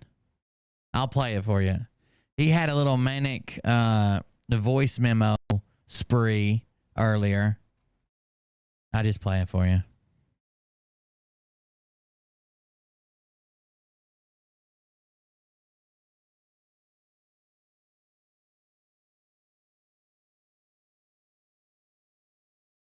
Somebody said Dr. Z's a Mason, and I think I think Script thought they were talking about him or something, maybe, because as soon as I put the Dr. Z's a Mason thing, then this happened. Where the fuck were y'all calling them out? Send me some videos of you guys publicly showing your face. You guys hide behind your screens. Show me where you stand up like Erica Freedoms, like all the other people that stand the fuck up and go out there. So he's basically saying nobody's been calling Phil out. Nobody. Show me you've been calling him out like we do. Send me some videos of you guys publicly showing your face. You guys hide behind your screens. Show me where you stand up like Erica Freedoms, like all the other people that stand the fuck up and go out there. All your shit talking, I don't bootlick. Your mother can suck my dick and your father got a playpen in his stomach because he's as gay as Phil. How about that one? Take that one, put it in your pipe and smoke it with Hunter Biden, bitch. They're very angry about gay people. I don't know if it's like a closeted thing or what. Cialis and cocaine is a mixture used by the homosexual community. If you did any fucking research on me, I denounced the Freemasons, rededicated my life to Jesus Christ. Both of my parents are pastors. And I've been exposing that on Instagram. Freemasonry, all that shit for the longest. So I think there it was. Hold on. Let's start that over. If you did any fucking research on me, I denounced the Freemasons, rededicated my life to Jesus Christ. Both of my parents are pastors. And I've been exposing that on Instagram. Freemasonry, all that shit for the longest. So I think what's happening here is your lack of research is really fucking up your judgment and clouding your judgment. I don't give a fuck what y'all talk about. Where were y'all trying to help me when I came in here? I got banned in this fucking account. When I came in here the first time, they kicked me out of this account before Nick and Dr. Z were even around, and I was going at Phil with hundreds of thousands of views, discrediting everything he says on TikTok. Where were y'all at? Incognito and all these people, where were y'all at? Where were y'all at? Were you offering assistance then? You could have got your credit then if somebody would have offered assistance then, but no, I was out there on my own doing this shit. I was on my own doing this shit. Freemasonry doesn't bother me a bit. One of the kindest men I've ever known in my life that would literally give you the shirt off his back, would help you even if you didn't ask for it. Like just a great dude was a fucking Mason. By myself, going up against Phil. Phil's a pussy. He squats when he pees. Facts. And when he was in jail, he must have got his booty hole fucking tickled. They opened that shit up like a fucking vault. That's why his fucking ass whistles when he walks. Get it? They open it up like a vault. That's why his ass whistles when he walks. Get it? Damn, that was some originality. Holy shit. Oh, you're a Freemason. So did you just literally just go and say, hey, damn, bro, did he just say he rededicated his life to Jesus Christ? You didn't even bring that up. You just said, oh, you used to be a Freemason. Let me guess. You worship Satan. Let me guess. You worship Satan. Not once have I seen you talk about Jesus incognito. So obviously you're fucking worshiping Satan and you're going to watch the Super Bowl today and get Taylor Swift's cock in your mouth anyway. So, I mean, what can we do about that? If you don't mention Jesus on Telegram, you worship Satan and suck the dick of Taylor Swift. Not once have I seen you talk about Jesus incognito. So obviously you're fucking worshiping Satan and you're going to watch the Super Bowl today and get Taylor Swift's cock in your mouth anyway. So, I mean, what can we do about that? Okay. Well, there you go. Now we know. And you better not come back with the whole bullshit about Christians don't talk like this. Jesus came to divide. That's why he was flipping the tables of the... Jesus came to divide. That's what my Jesus does. Jesus came to divide. Thank you for the gifted subs. Jesus came to divide, guys. Remember it. Don't talk like this. Jesus came to divide. That's why he was flipping the tables of the merchandisers, the grifters. You ain't got no grifting on me. I ain't never fucking grifted. So why are you trying to match me up and fucking come over here with this bullshit, bro? Go call him out on X. Don't talk behind screens in a fucking chat on Telegram. You're as fucking corny as Phil. Go call him out. You got to be on X to call out Phil. Not Telegram. It won't work. Then what's your beef with me, bro? You're fucking calling me out. Everybody has their own journey. I can't get everybody back to Jesus and get them to fucking stop doing that. Do you know there's years of programming and indoctrination going on? Everybody has their wake-up point. But don't fucking throw me in the mix of that shit, bro. That shit ain't fucking cool. And I become a pit bull. I don't give a fuck. I have no problem going back to the old me at all. Never did. Especially when it comes to dealing with people that I think are defending Phil. So he's a new Christian, rededicated his life, but he has no problem going back to his old ways if you're defending Phil. Where? Give me your name on Twitter. What's your name on Twitter then? Someone said, I've called out Phil. Where? Give me your name on Twitter. Give me your name. I'll do it. And I'm gonna tell you straight up and down, bro. Like, I'm one of the coolest motherfuckers out here, bro. I rock with everybody. I don't even care if they're liberal. I don't care if they're fucking vaccinated. I don't care about none of that shit. I rock with everybody. Because without unity and us taking down Phil as a fucking movement, it's not gonna happen. Or is everybody just waiting for Phil to stay around so they have some type of clout and have some type... My name rocks way before me going after Phil. I've been... My name rocks way before me going after Phil. Oh, like he was around before the Phil stuff? Calling out this shit for a long fucking time before I ever even seen any of these chats on Telegram, before I seen anybody talking about Phil. I've been calling him out. So my point being is we should be fucking celebrating right now because Phil is a scorned little boy. This is hurting his ego. He is fucking in the head right now. I've never seen him have the meltdowns that he's having. Is someone stopping you from celebrating? Celebrate. So what I said was why would somebody that was literally ripping Phil apart for months wait till the movie gets released to come out and talk shit? Why wouldn't you talk to us behind the scenes? Will could have reached out to me. I'm not coming to you behind the scenes. I haven't done anything in my career behind the scenes. Why would I start now? I would have had no problem talking to Will. He could have reached out to me. Nobody fucking reached out to me. And if you're talking about personal issues, take that up with Jesus Christ. If you want to judge the Freemasons and you want to judge all of that, guess what? I bet you got a Freemason at your church right now. Your pastor might be Freemason. Oh my God. You know what I'm saying? We got to stick. Not my pastor. Don't focus. I don't care. I would have to have a pastor first. About the Freemasons. I'm sticking to fucking Phil. If you're looking for content to talk about, to go after somebody that has a little bit of fucking clout. They think everybody's Phil. It's ridiculous. Like, not my account. Obviously, they know who I am. But anybody else that gets on there, like, yeah, good job, Phil. It's one of your sock accounts. A little bit of fame, then go ahead. Go do what you got to do. Build your content up. Go online. Do that. You know what I'm saying? We got to stay on focus. I don't care about the Freemasons. I'm sticking to fucking Phil. If you're looking for content to talk about, to go after somebody that has a little bit of fucking clout and a little bit of fame, then go ahead. Go do what you got to do. Build your content up. Go online, build your page up, and get people to listen to you and do lives. Come from behind the screen, show people your face, and go live. Go live. That's it. That's all. That's out. Go live. Go live. Take down Phil. It's real easy to sit behind the screen and do this in Telegram and shit. It reminds me of Phil. Somebody just sent me all these. I don't know if they really have a point, but... His sock accounts and all that shit. It's real easy to do that, bro. If you have an account there, start going with it. Build it up. Get people onto it. Get people to listen. I know what this guy's deal is with me, but he needs to chill. From Mason. Listen to you. And then you call out fucking Z if that's what you want to do. I'm sure Z will fucking answer you, but if you're just calling out when we just released a film that just destroyed fucking Phil, and now the world is going to fucking see it? So you can't, look, you can't do it after we released a film.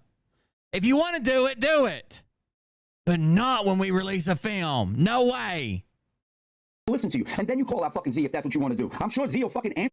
If you have an account there, start going with it. Build it up. Get people onto it. Get people to listen to you. And then you call out fucking Z if that's what you want to do. I'm sure Z will fucking answer you. But if you're just calling out when we just released a film that just destroyed fucking Phil, and now the world is going to fucking see it, there's no escape for Phil. We all should be taking victory laps right now. Take them. You understand? No one's stopping you from your victory. Am I hurting your victory in some way? I'm sure Phil got arrested at his hotel as soon as he got back there. They didn't want to do it in front of everybody. This is a secret military operation. Guys, come on. Yo, the mission has always been down to take down Phil. I thought that's why this chat was created. It's looking like Phil's got some supporters in here, man. Really, on some facts, on some. If you don't 1,000% throw in with them immediately, they're like, you support Phil.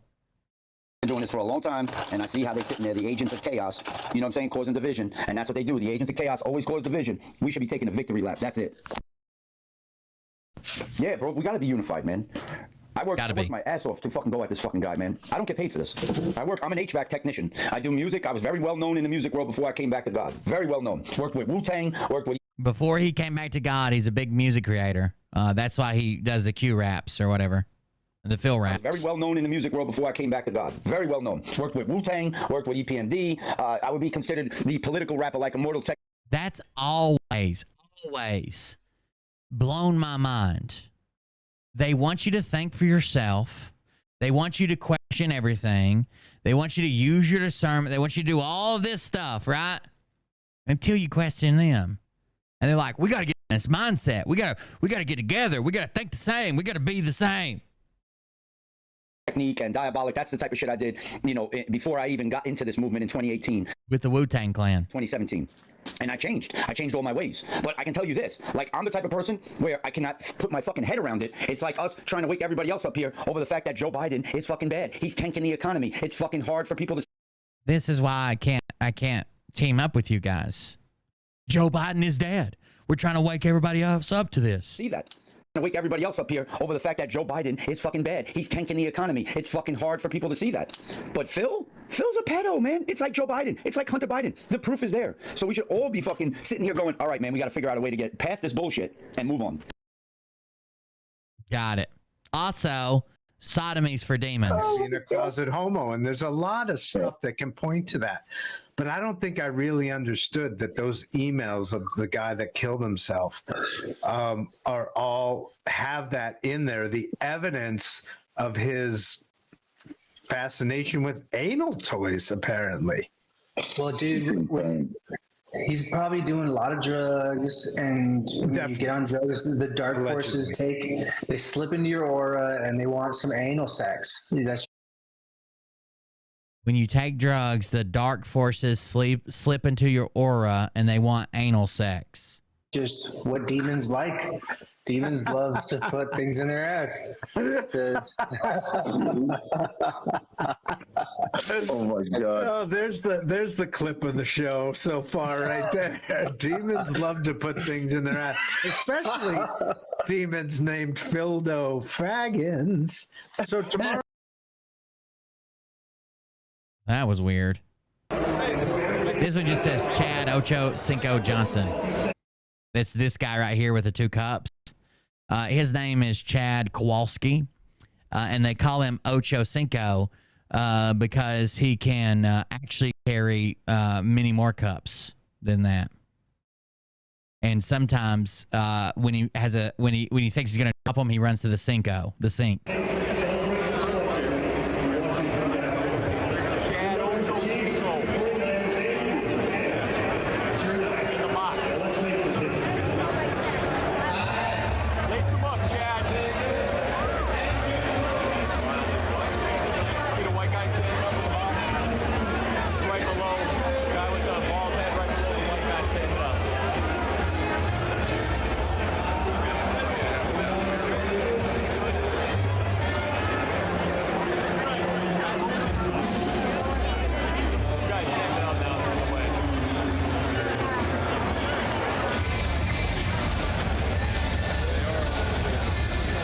There you go.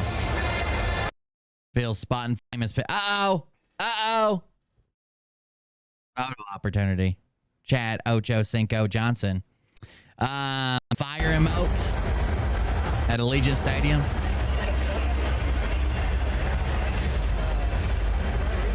Got the torch burning. Taylor Swift's a whore. Let's go. So Phil shut his chat down real early. I don't think his followers were very happy with how much this cost, with him being at this satanic ritual, whatever it is.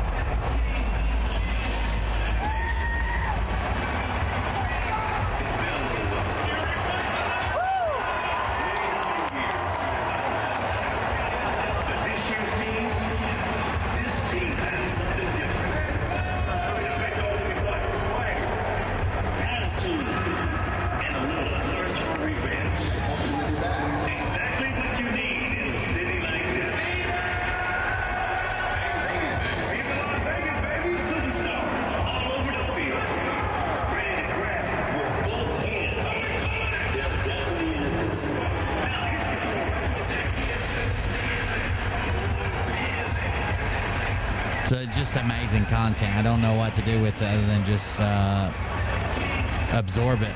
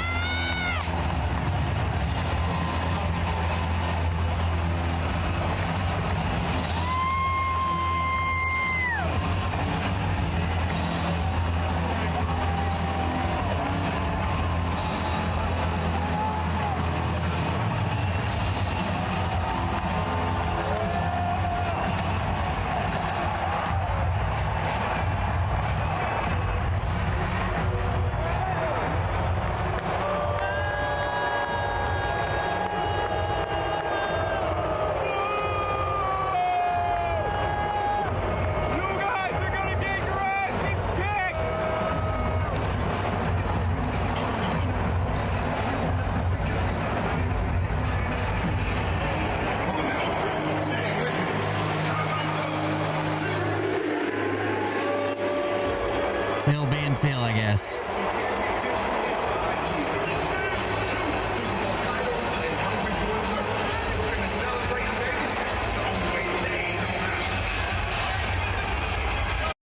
They also believe this post I made. I made a post on Twitter. It says, can someone help me? I'm trying to receive a $1.7 million wire transfer, but my bank is saying my address doesn't match the address linked to my account. But they won't tell me the address. I need to tell the sender. It's not any of my old ones. Could it be the bank's address? I don't guess they got the 1.7 million reference. I think they missed it. Sorry. I don't think they got it. He shares, I guess, the national anthem. I don't even know who sung the national anthem. And then anthem, and then captains, Lahana, coin toss. Then he says, we'll take 3. Oh, I guess the field goal. We'll take 3. Feels just like a 49ers home game, I guess, because there were so many 49er fans there. Then he shares fumble gif, sunglasses, Christian McCaffrey, touchdown. This beautiful image. Why do they all keep making faces? What is this?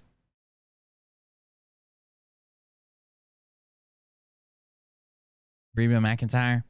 Oh, it looked like a dude. What was Phil sharing then? Hold on.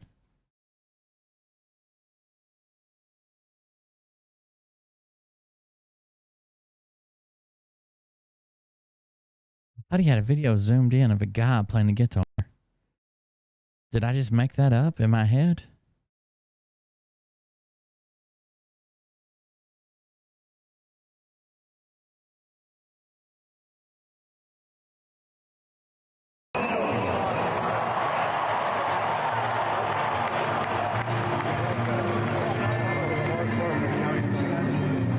I guess it's just not the national anthem. It's God Bless America. Was it Post Malone? Nah.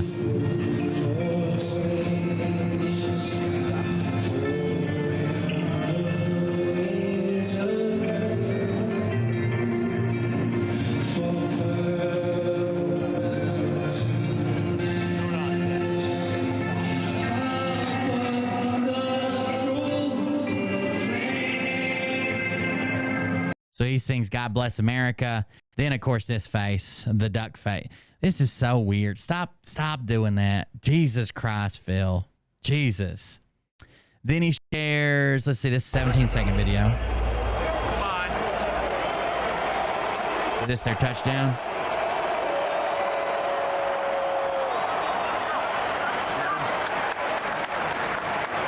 Nope. Then here's the part I was trying to get to. This is what I think made his followers real angry. He decides to share the halftime show. Remember, they all think the halftime show is satanic, and the only reason they do it is because they're trying to show you, because they have to show you what they're going to do before they do it to make you aware, because that's part of the satanic ritual. They have to tell you beforehand. So they're going to make us all into contortionists and have some lady doing a handstand on her head. This is coming, guys.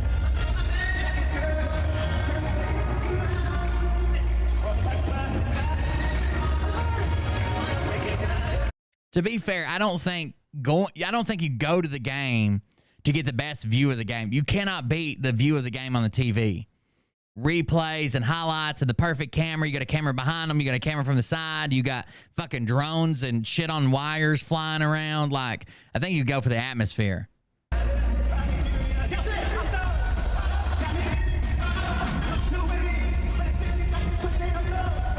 Yeah, I'm not a big fan of the oil either for the autistic kids.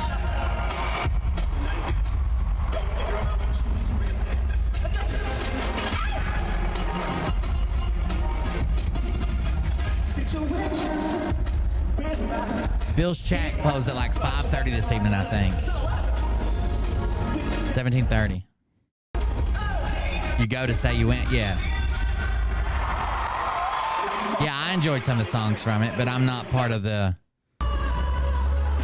Q cult or whatever. Peace up, A-Town down.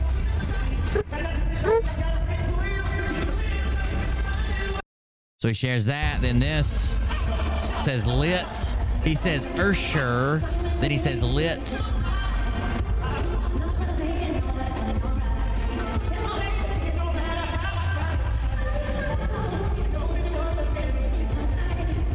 That is true, Dale's mom. Everything's evil now. Anything you've ever enjoyed in your life ever is now evil, and you cannot enjoy it anymore. Even sodomies for demons. Who doesn't love a good surprise butt sex every once in a while?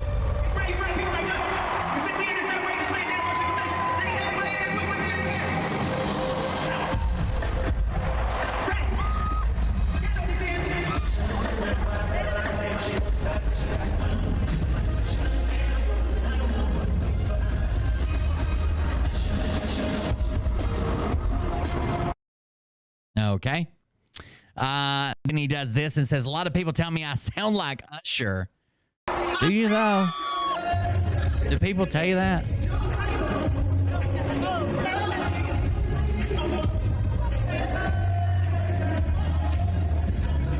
Are they saying Dagburn? Dagburn Johnny Gobble? Dagburn, Dagburn, Dagburn. Look at it. That's what they're saying. Fuck. I'm not making this up.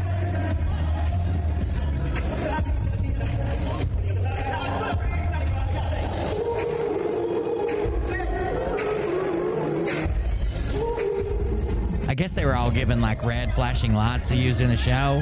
I don't know. But everybody's got them. I know sometimes they hand out lights to certain areas of the audience, so it makes a design or some shit. Depending on what seat you're in.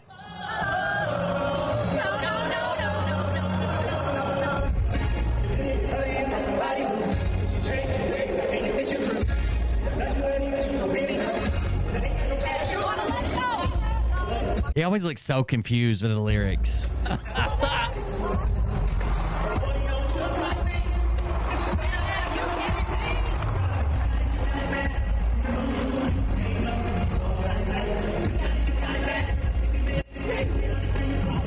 Very cringy. Next. Oh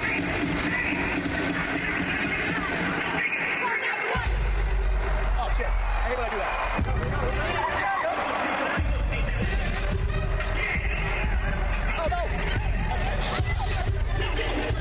What come in? Try and get a little VI, keep it down on the low key.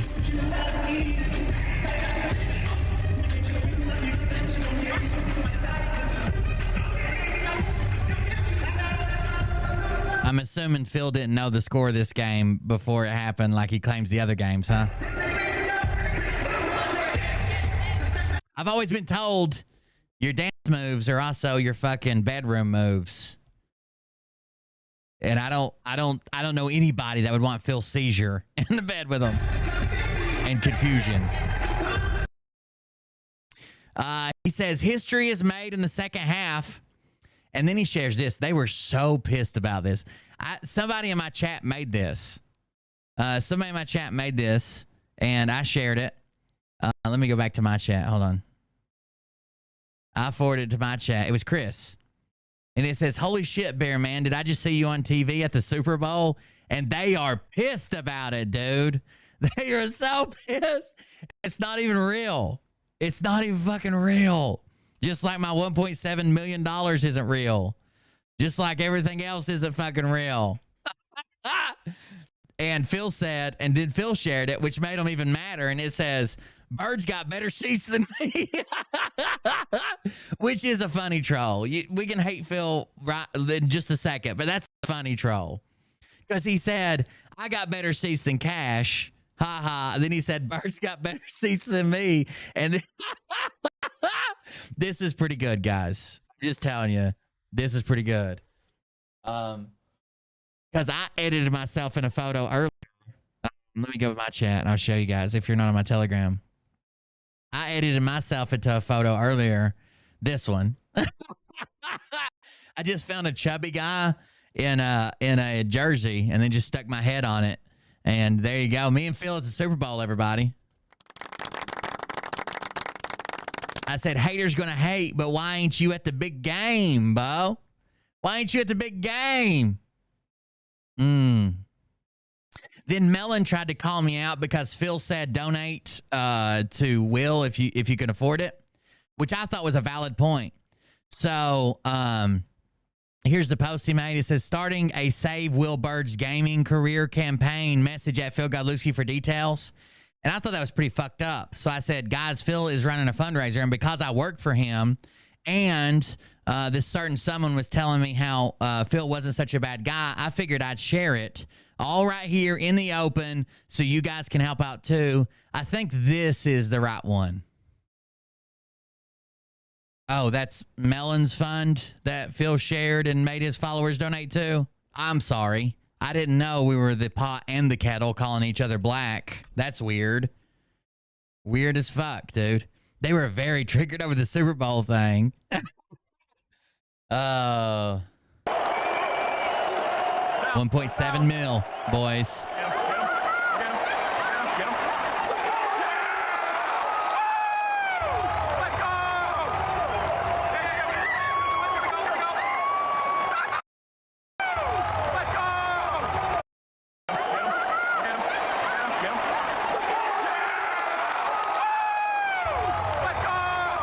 I guess that was an interception. I couldn't tell because the guy walked right in front of it.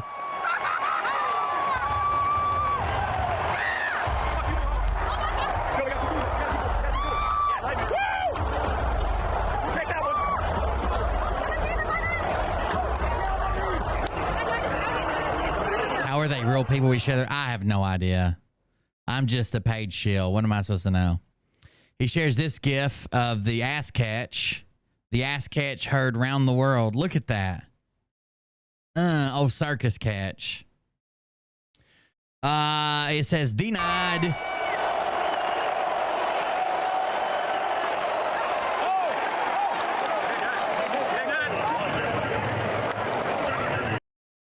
It says keep watching.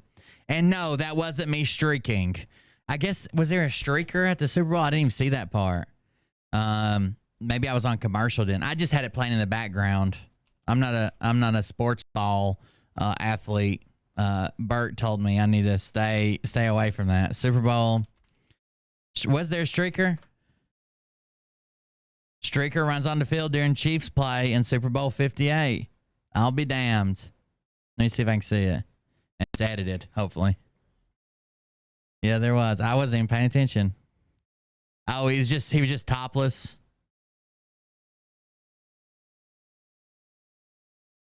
Straker's just hit the field. He's only wearing no shirt, I guess. Looks like he's got pants on. I'll see if I can show it to you. Oh, there's multiple Strakers. Oh my God. They're everywhere, guys.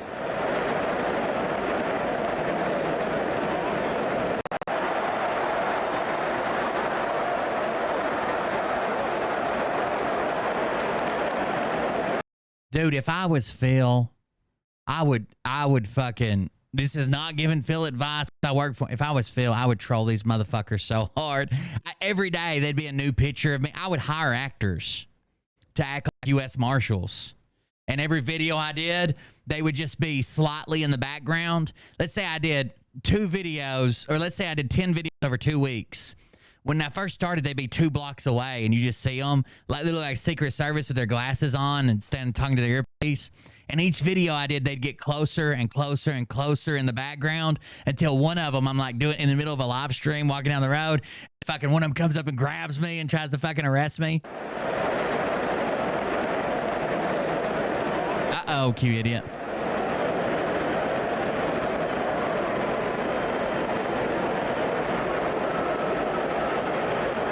Get him off the field. Remember when Phil said the fucking DEA was coming after me for drugs? In attendance, 61,629. Everybody add up, subtract it, divide it, multiply it, use the comma as a multiplier to the first, second, third, all the way up to 10th power, and tell me if that's a comm. Apparently is 7 and 17. 6 plus 1 is 7. 6, 2, 9 is 17. No, it's 16. 17. Phil, come on. It is 17. I don't know what I was just fucking, the math I was doing. I was doing the wrong comm. Overtime flip.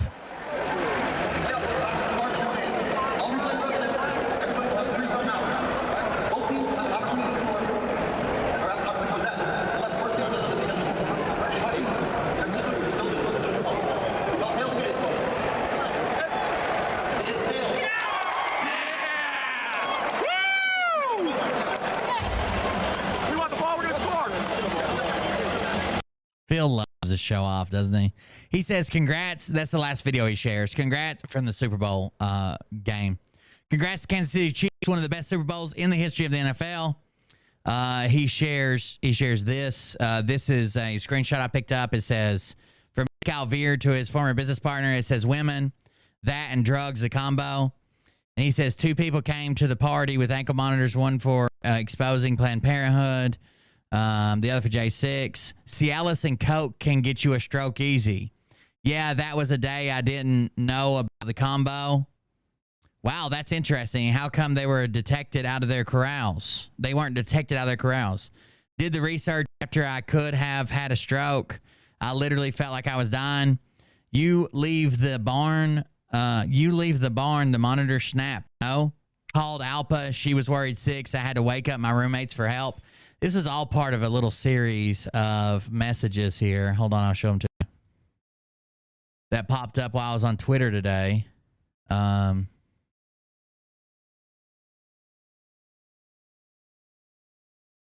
They start with this one. Live out loud, I sent the moolah. I think tomorrow morning it will go through. This is supposedly between Nick Alvear and his former business partner. I think it'll go through if it hasn't yet, by the way. I developed a Coke addiction from all this, and I hate Coke. I bet. Maybe she did worse. I mean, women cheat when they don't even abuse us like that. What a travesty. Don't mean to put more coal in the Coca-Cola, but I just woke from a horrible nightmare with Lua. I just threw about an 8-ball down the drain. One can only hope, but don't wait on your feet. Fuck. In response to it. And then number 2.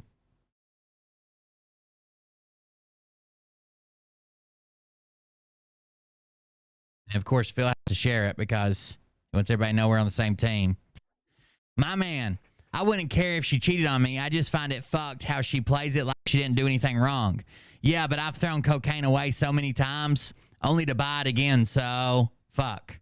The next thing is I need to stop myself when I think everything is okay. I told Appa this, how I needed help. It didn't do nothing to her. I told her months ago I was going to go sober. She laughed at me. I asked her for help. Being with her was hard.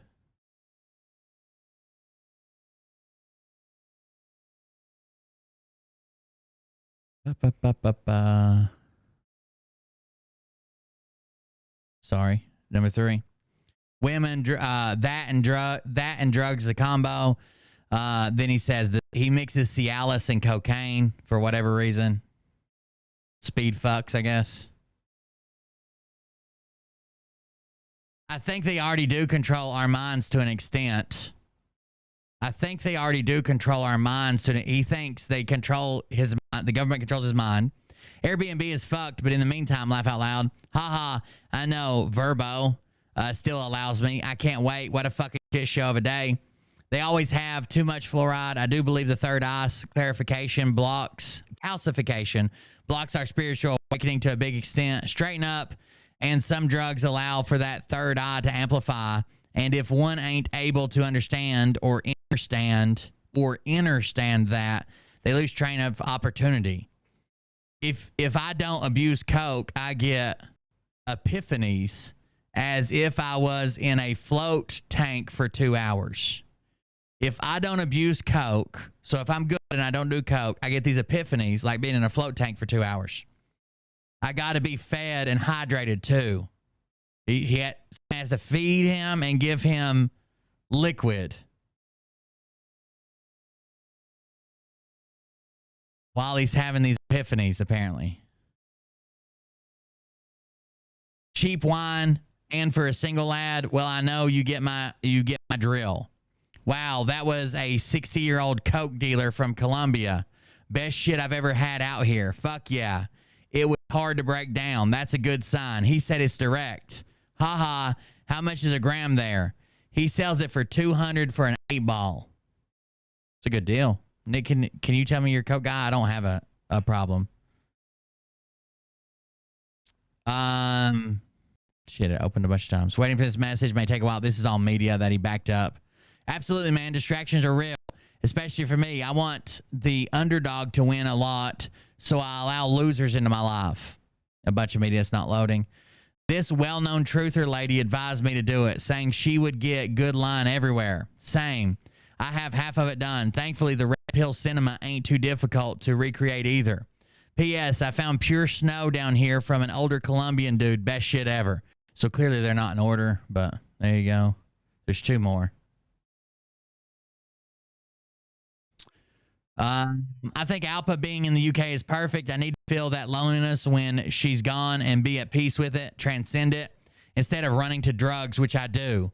It was like I had a mansion of filthy rooms in my heart, and I pretended good line was of utmost importance. In the act of letting go and letting God, I found I can take mental breaks and enjoy silence. It's been tough, but my goal is to stay clear of coke and Adderall for 100 days. If you're wondering how he's putting out a video in 6 weeks or 3 weeks or whatever, he's on coke and Adderall. I'm on day 3 completed. Got too immersive in the masking pain over the last few days. I just let myself cry about everything that has happened, and my ninja, I feel refreshed. Keeping my circle small, I just converse with you and Alpa. P.S. My mom and dad are thinking about moving to Costa Rica. Ninja.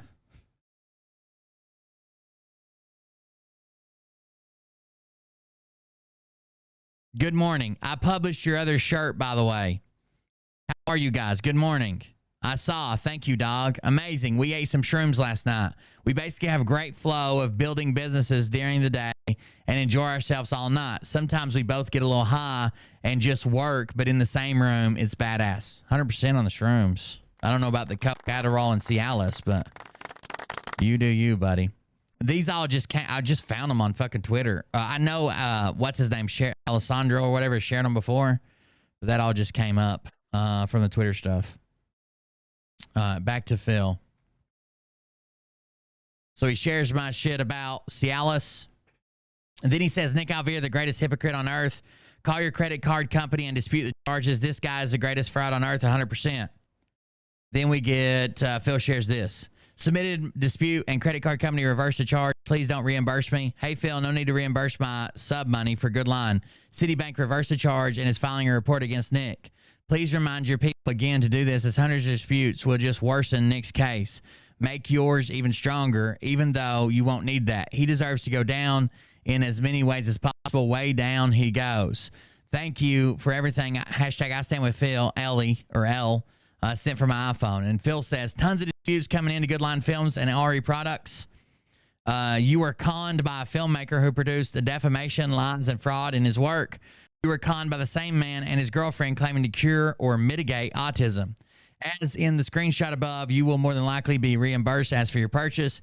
In addition, I will still personally reimburse you because I feel so terribly for referring you to this fraud. Call your credit. So Phil's trying to play this as like the level-headed good guy here. He's not, but that's what he's trying to play it as, right? Like, I'll reimburse you anyways, because I sent you over there, right? I sent you there. I told you all to do it. I heard Lloyd Austin had something to do with his kidney problem. So Phil's playing the good guy again. Now, take with that what you will. I don't think anybody believes that Phil is the good guy, but that's what he's playing. And he's also playing that me and him is best friends, and it's working perfectly, right? Every time they turn around, they're like, well, I should just show you some of my notifications. Oh, Phil started a fundraiser from you. I put every dime I made for a month. They're questioning if I helped to pay for my mom's funeral anymore. There's Johnny. You're blocked. Unblock me, you cowardly cunt. I didn't even think the fucking wizard can help you. Maybe you could trade some of that snake oil for courage. Damn. He hasn't answered shit. He blocked me because I told the truth about him in his past. He's just like Phil. If there's a single fucking clip of me sympathizing, I've already read that. Instead of answering, they convinced their followers that I'm jealous and got paid by Phil. But if someone asks me about anything I've ever streamed or sent as a message, this isn't how I respond. No one should respond this way unless there is more to it or more hidden. Right, he's got a whopping so he's not mad because I only have 700 followers. He can't be mad. Do you really think the wizard will give me some courage? Do you think it will be enough for me to stop being scared of John and unblock him from X? I doubt it. He's now on his blocking thing. They're actually so desperate they went and got the Shane 187 video. You guys remember the video where he's like, Will hates old people and he's mean to his audience. And because of that, he's as bad as Phil. So Shane, you're about to get a few thousand views. You're welcome. There you go. You're about to get a few thousand views. Hope you enjoy it. Somebody sent me what is quite frankly the weirdest video I think I've ever seen on Facebook today. There's no new court documents, none of that shit. Check out this video.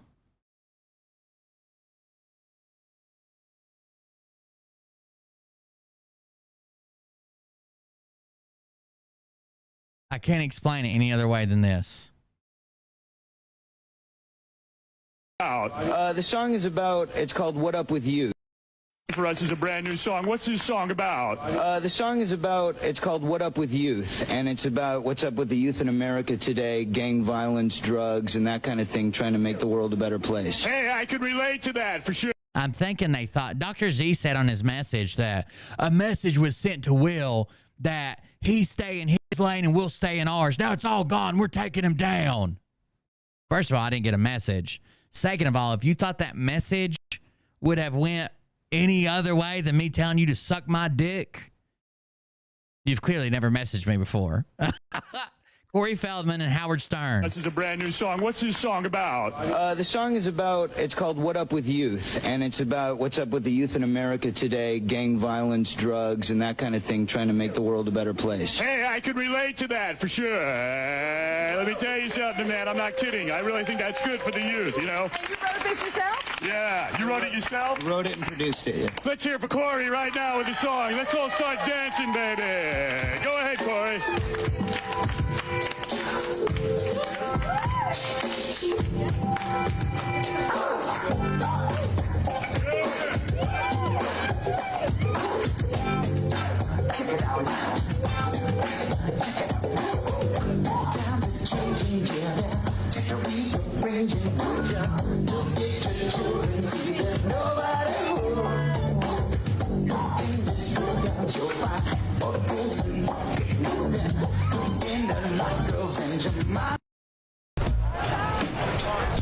It's a weird video, What's the song no? about? The song is about, it's called What Up With Youth, and it's There's about just so what's up much going on. There's a midget. The Howard Stern shaking his ass in a thong. Corey Feldman's playing Michael Jackson for some reason. the youth in America today, gang violence, drugs, and that kind of thing, trying to make the world a better place. Hey, I can relate to that for sure. Let me tell you something, man. I'm not kidding. I really think that's good for the youth, you know? And you wrote this yourself? Yeah. You wrote it yourself? Wrote it and produced it, yeah. Let's hear it for Corey right now with the song. Let's all start dancing, baby. Go ahead, Corey.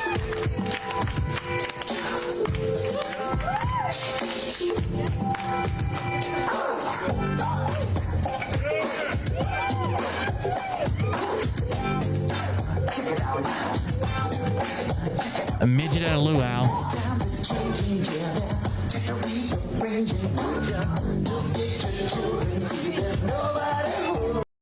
Did he add a disclaimer? There is a disclaimer here. I don't know. Was this here before? It says RE is a herbal topical oil. The information provided is for educational purposes, not intended as medical advice or a substitute for the medical advice of a physician or other qualified healthcare professional. We do not aim to diagnose, treat, cure, or prevent any illnesses or diseases.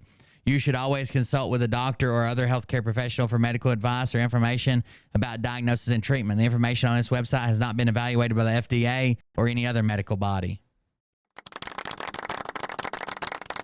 Thank you. I appreciate that. And then when you click on autism support, I don't know what's playing. Oh, this. Then when you click on autism support, where it says how to use RE product details, it says, I'm a product detail. I'm a great place to add more information about your product, such as sizing, material, care, and cleaning instructions. This is also a great space to write what makes this product special and how customers can benefit. So they just deleted everything out of that. They just deleted everything out of that. I have to go back and watch my video and see if it was there the other day. I didn't see it, but. One more time, because something's going on here. What's this song about? What's your favorite part? The song is about, it's called What Up With Youth, and it's about what's up with the youth in America today, gang violence, drugs, and that kind of thing, trying to make the world a better place. Hey, I can relate to that for sure. Let me tell you something, man. I'm not kidding. I really think that's good for the youth, you know? And you wrote this yourself? Yeah. You wrote it yourself? Wrote it and produced it, yeah. Let's hear it for Corey right now with the song. Let's all start dancing, baby. Go ahead, Corey.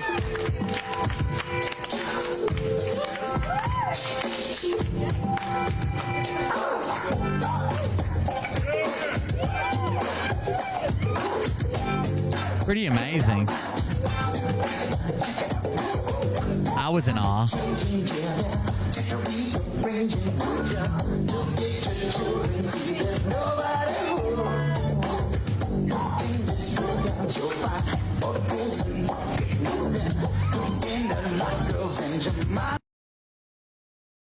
There you go. This is what comes to me. This is what's recommended to me on Facebook. Have you guys seen? Hold on. Let me see if I can find this. Is it called Invisible Danger Prank? Have you guys seen this shit? This is so funny. They act like something invisible is attacking. Watch this. There's nothing there.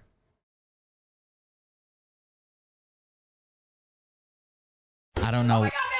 Somebody says Twinsy is trying to become a sub, but the button is. I don't know. I can't. I don't know. What? The fuck is?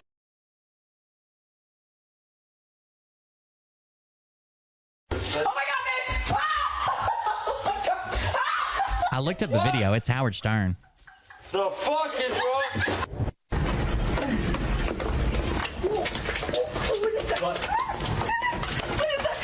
What is it?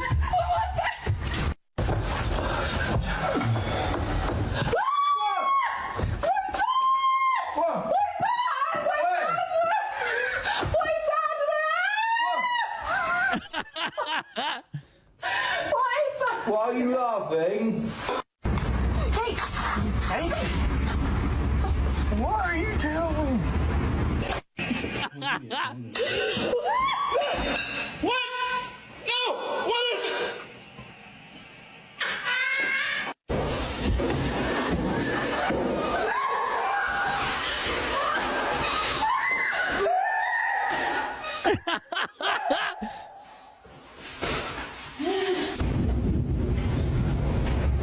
Yeah, here's the hold on. Here's the full video. It is Howard Stern. It's from 1992, I think.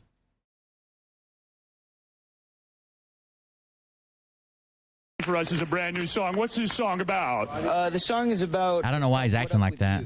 And it's about what's up with the youth in America today, gang violence. This has some weird fucking filter on his face, doesn't it? Hey, I can relate to that for sure. Let me tell you something, man. I'm not kidding. I really think that's good. I don't know if he's playing a character or something. I don't know why. You wrote it yourself? Wrote it and produced it. It says this has been AI digitally remastered, 4K Rona mode.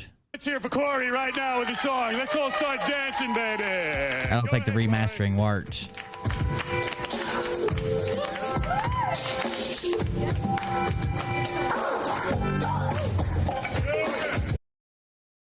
Where's just the original version without the remastered? There it is. For us is a brand new song. What's this song about? The song is about, it's called What Up With Youth, and it's about what's up with the youth in America today, gang violence, drugs, and that kind of thing, trying to make the world a better place. No, it was like they were trying to sharpen it all, but it come off as shit. I can relate to that for sure. Don't sharpen it. Leave it old. I'm not kidding. I really think that's good for the youth, you know? You wrote this yourself? Yeah. You wrote it yourself? Wrote it and produced it. Let's hear for Corey right now with the song. Let's all start dancing, baby. Go ahead, Corey.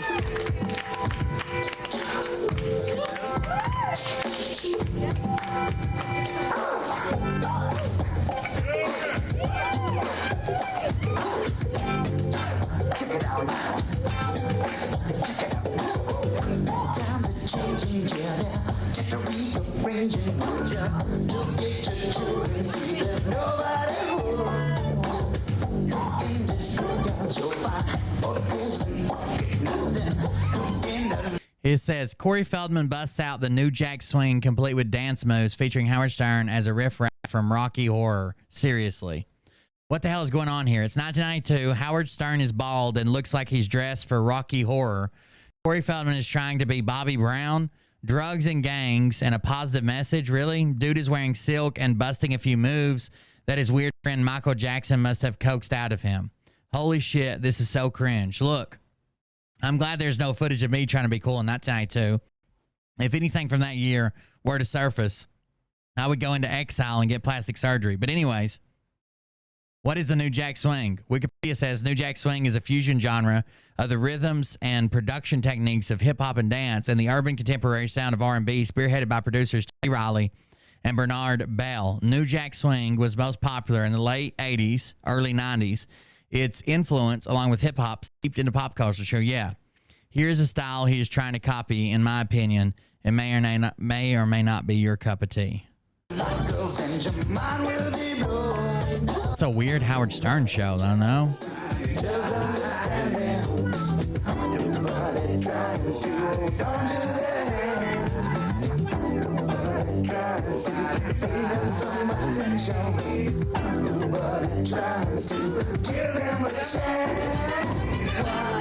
up with the youth? What's up with the youth? What's up with the youth? What's up with the youth? What's up with the youth? What's up with the youth? What's up with the youth? Tell me what's up with the youth? Someone said at 2:48 you can see a bald cap. I don't know if this is the same video as the one they're sharing, because it looks more like his head's shaved. But here's Howard Stern. See if you can see a bald cap. Would all his hair even fit in a bald cap, or do you think some of it's down the back of his shirt? What's up with the youth? Tell me what's up with the youth? Oh, wait. I just saw it.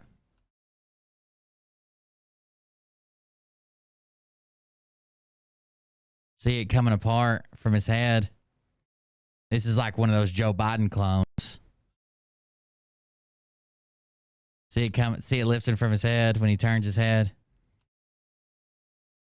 Some of it's got to be down the back of his shirt, right? You couldn't put all of Howard Stern's hair in a bald cap. You could see it earlier too. That's crazy. I thought he just legit shaved his head. That's why I always wondered too. He supposedly had a mountain of hair at this time. No way it could have been this well hidden. Have we considered the possibility that his hair was in a ponytail and it was tucked under the back of his shirt? That's what I think. There's a big lump there. It's out of consideration when you watch the video. I thought it was really shaved, but now I think it's a scarf at the back and maybe oiled down to reduce the volume. I do think he wore some sort of hairpiece, and people on Reddit are arguing about his hair, basically. It looks like it's a big lump, too, like the scarf or whatever he's wearing. Children chilling on the loose, they got no here. Nobody on the side. As long as they're alive, they don't know if they can live. That midget, dude. He's getting it.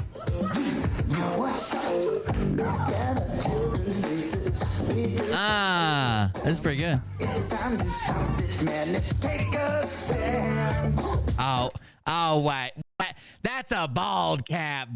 God damn, that's a bald cap for sure. Look at that. Nobody's head does that, okay? Nobody's head does that. Was it like a skit or something? I guess is what I'm worried about. What's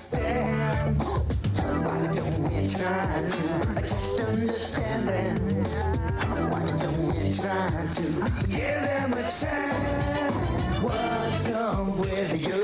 What's up with you? What's up with you? What's I don't think he's really singing because it seems like he would be huffing and puffing and out of breath. No? up with you? What's up with you? What's up with you? What's up with you? What's up with you? What's up with you? What's up with you? What's up with you? Tell me what's up with you? You think he's mostly hair, Johnny?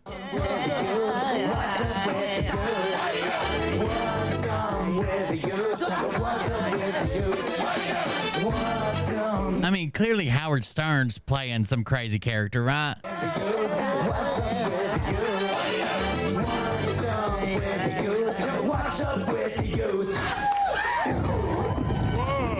What's up with the youth? Yeah, hey, yeah.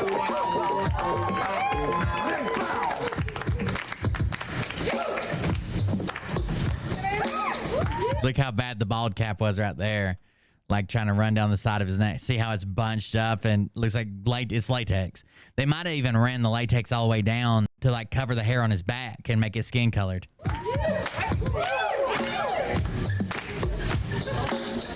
Oh, that's another thing that's wrong with me. I forgot. I'm bald and fat and jealous. Bald and fat and jealous. I forgot to tell you guys. In case you all didn't know, I vape. I'm bald. I'm fat. I have a dog named Gilligan. I like to fly a drone. And I eat ass. So I'm going to go ahead and expose myself before anybody else does. It's all me. Every bit of it. Look out. Look out. We're coming clean finally. We're coming clean.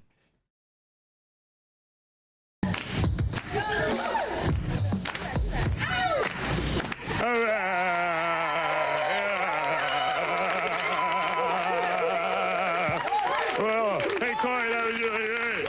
Thank you very much. Thank you very much. Hey, that was great, everybody. That's it for Club Howie this week. The great Corey Feldman. What's Club Howie, Howard Stern. up with you? What is Club Howie? Is it like a fake show or skit? I'm assuming. I'm too sexy. I'm too sexy for my butt. This one says the verses. What is the verses part? Last forever. Others live on in the TV wasteland. Sorry, I'm interested where this came let's from see if I now. can shed some light on this infamous Club Howie episode featuring Corey Feldman. I know most of you guys have probably seen clips on TikTok. Hey, wubba, wubba, wubba. Hey, I'd like Look at doing the wubba, wubba, wubba, this son of a bitch. Apparently went viral like a few months ago. Great show tonight. Tonight, my guest is Corey Feldman, and he'll be dancing for us to his new hit song. Hey, look at what I have on my shoe tonight. This is the Club Howie first. Look at this fucking creeper. This chick is not looking into it. Come on. Jesus. Oh, it's a mirror on his shoe to look up girls' skirts. I'm That's funny. Up to this point, everything was fine. Corey's still really young here, and he didn't. From what I can gather, this was probably one of the first times Stern pulled the rug out from under Corey. Now, I'm going to be touching on more of those moments later on, but they remained friendly after this for a long time. But Corey stated multiple times how he was just lampooned, blindsided. Anything you can think of with this episode of Club Howie, he was coming out. By this point, obviously, he saw the setup and everything. If you look closely, this whole stage setup for Club Howie is literally just like cheap sheets and shit hung up. They're just in a room. You know, it's real punk rock, if you will. It's just a pop-up little TV show they did for this episode at least. So Feldman knew at this point what was up. The jig was up, but he also knew a lot of people would watch and he could promote his music. He could do a little quick, pantomime kind of top of the pops live performance for everybody and get his new single out there, trying to do what he could do. And my dog Feldman stuck it out, man, because Howie did everything he could. So he was just fucking with him, I guess, right? And remember, Feldman had some drug issues back then. You shouldn't antagonize anybody. You shouldn't make fun of anybody who's addicted, and that's exactly what Howie does. Tell Feldman's just trying to play it cool, man. Corey, let me tell everyone that you were a rising child star. Ever Stand By Me, The Last Boys, and Goonies, and Gremlins. The Last Boys. But then you had some trouble with the heroin, the big H. Smack. What happened there? What happened? Then you had some trouble with the heroin, the H, the smack. What happened? Oh, well, I was a drug addict, All right. All right, oh, man. What's yours? Oh, nice. Hey, thank you. Hey, that's great. Oh, shit. I'm sure you got so many fine girls out there in Hollywood. Didn't you live in the fast lane? Yeah, I was living in the fast lane. Life was a mess. But you know what? It's like you've got a lot of beautiful girls here. And I really like the short one. So this, from what I can gather, is like Corey's hard drug abuse days you can kind of see on film. It was the era of films like, I think when he was starting to get into it was with movies like Exile and definitely like Rock and Roll High School Forever. He had that real gaunt kind of face. And there's a few movies where he looks like that. Not Men of Honor, Edge of Honor. Feldog has a real gaunt look to him. And so this must have been right around that time. This looks like... Damn, way to call a man out. I heard you got into some heroin. What happened? This looks like the Meatballs 4 era, where Feldog was basically over his drug troubles. Hey, were you shocked? Did you go out with Drew Barrymore, right? I did go out with Drew. You guys used to go drinking and stuff together? No, actually, she was clean when I was going out with her, and I was the one who was getting messed up. Oh, man, wow. Oh, man, wow. Yeah, I heard that you lost all your money. Oh, no. Corey's too sexy. It sucks, man. And a lot of things they're referencing to, Feldman did. Corey's too sexy for his money. Wow, talk about being a dick. It's like kind of expose on, I think it was like E! or one of those shows back in the Money in my house. And, he was... I had to say, and all of a sudden I was this no good junkie. Teen idol that all these... He opened up his heart, basically. I was this all-American teen idol that all these kids loved and listened to what I had to say, and all of a sudden I was this no good junkie. Corey Feldman fell far and fast. Roles in the Goonies and Stand By Me made him a millionaire by age 14, but he expressed some discontentment with his fast-paced lifestyle even then. Kids in the 80s, they just walk out into this futuristic world and they know everything that's going on, and there's no fun in exploring. What Feldman began exploring was drugs. He had an addiction to cocaine, LSD, and heroin that cost him his fortune in nearly his career. Damn it, boy. At 16, he ran with a wild Hollywood crowd, and by age 18 had been arrested twice for drug possession. Here are these motherfuckers just throwing it in his face. I heard you lost all your money. Everyone cheers. Feldman had no idea. He's trying to have fun. Feldog likes hot girls, so at least there's that. So this is all just a troll. I'm too sexy for my money. Too sexy for my money. I'm too sexy for my money. Okay. Hell yeah. Too sexy for my money. Damn. How many millions of dollars? Words to live by. Oh, I don't know, 10, 20. I think before this all settled, I'm going to show how my bank account is fucking negative to prove that I wasn't paid off by Phil. Overdraft it. Hey, Corey, I know you're not too sexy for your ass cheeks like I am. My ass cheeks are just fine. Thank you very much. You used to be on You can just tell Corey's annoyed, man. Come on. All right, yeah. Now, Corey, up here. Look at this game they make him play. A recovering drug addict. All right, okay. 3 different drugs. Go ahead, you have 60 seconds. Go. I kind of want to play this game. We'll set this up at the next party. This is fucked up, dude. Hash, smack, and coke.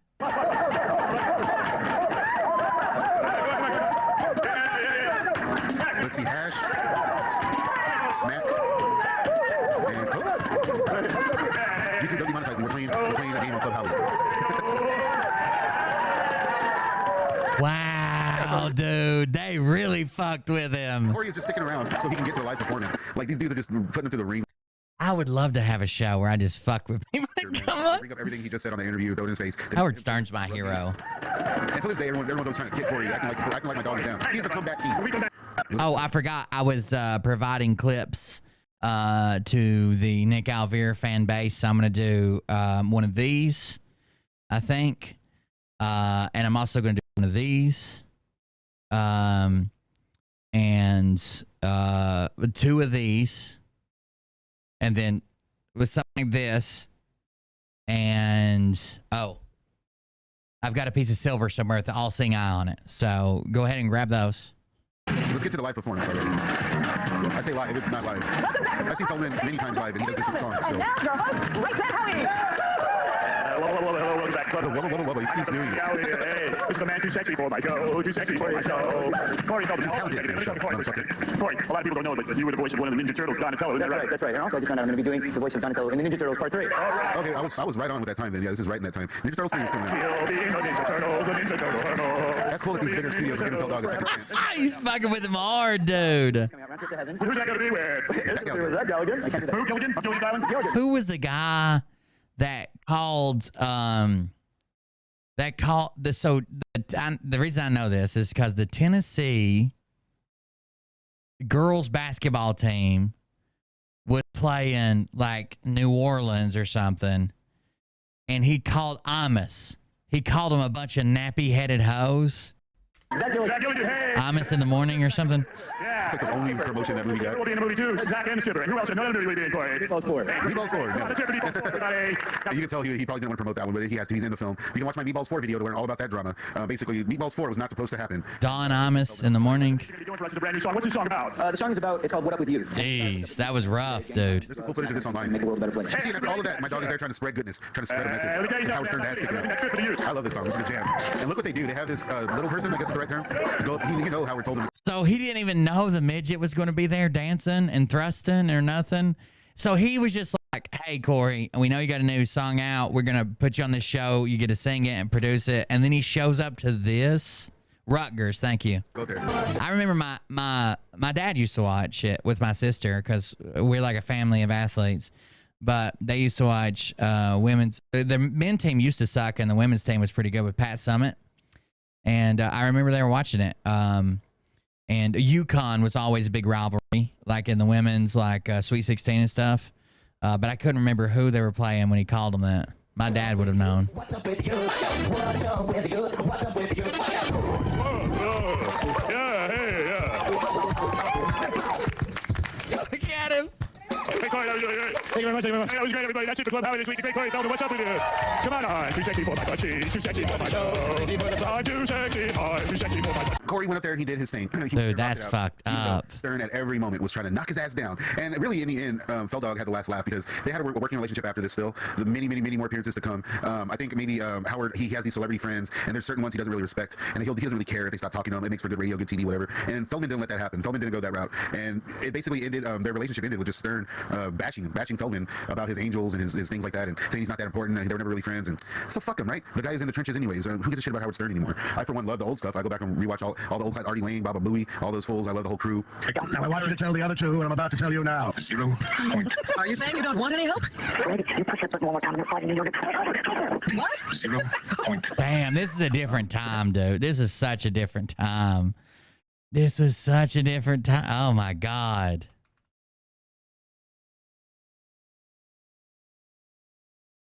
Wild, dude. Wild. It's long gone.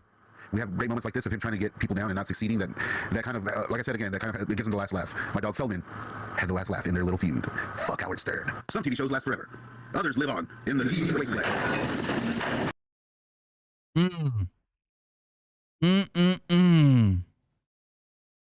Damn, that was a different time. All right, guys, I'm out. I'll leave you this from our friends over at Good Line Film. Sharing my Super Bowl image. He's been anti-Phil for 3 years. My Phil comes out and he starts to show his true colors, hanging out of the Super Bowl. You gotta lay off those fucking uppers, dude. Thank you guys for joining us. I appreciate it. We started late because I was watching the Super Bowl or whatever. We'll get back to covering Phil. Hopefully he comes back and does some shit. I don't think he's driven off the internet. I don't think he's being arrested by white hats. I don't think he's one of the sealed indictments. I don't think the white hats watch Good Line TV because I don't think they fucking exist. So there you go. We'll see. I've never spoke about Jesus, so I must be worshiping Satan. All hell Good Line TV. See you guys on the next one. Love you. See you. Bye. Thank you for the support. Thank you for the donations. We'll be back on the regular platforms tomorrow. And we'll see how far I've fallen. I guess everybody's leaving, so bye. Unsub. Have a good night, guys. But I can tell you this about if this douchebag happens to see this particular Super Bowl, Super Friends. That's exactly right. forking balls to call out the people on this planet by name and tell them exactly who they are and tell them the rest of the world who they are. You don't have the forking balls. You don't have the balls. Somebody said, and this is why Will Bird is a troll king. Thank you very much for that comment. I appreciate it. Made me feel good. Listen off, it's about to get lit. Get the place in the best, you know that stage is set. You better buckle up, cause you ain't seen none yet. Here we go, I think I started some shit. Piss them off, it's about to get lit. Get the place in the best, you know that stage is set. You better buckle up, cause you ain't seen none yet. And they say that I'm a lunatic. Well, listen, bitch. The people believe it. Here's a comment. After I read the text of the court documents after reading the charges, you still support Fildo, then you're either a pedo or a pedo supporter. Both I detest. Showing their true colors. They exposed themselves. Butt buddies. I can't believe they went together. No surprise whatsoever that they'd be together. Have you seen how poorly it is photoshopped? Baby eating lizard people, alien sex. What's next? Trump in a dress, fucking Flynn on his desk. A retard in a vest, climbing up 5G towers. Cause you told him if he did, he'd get fucking superpowers. Here we go, I think I started some shit. Piss him off, it's about to You were this close.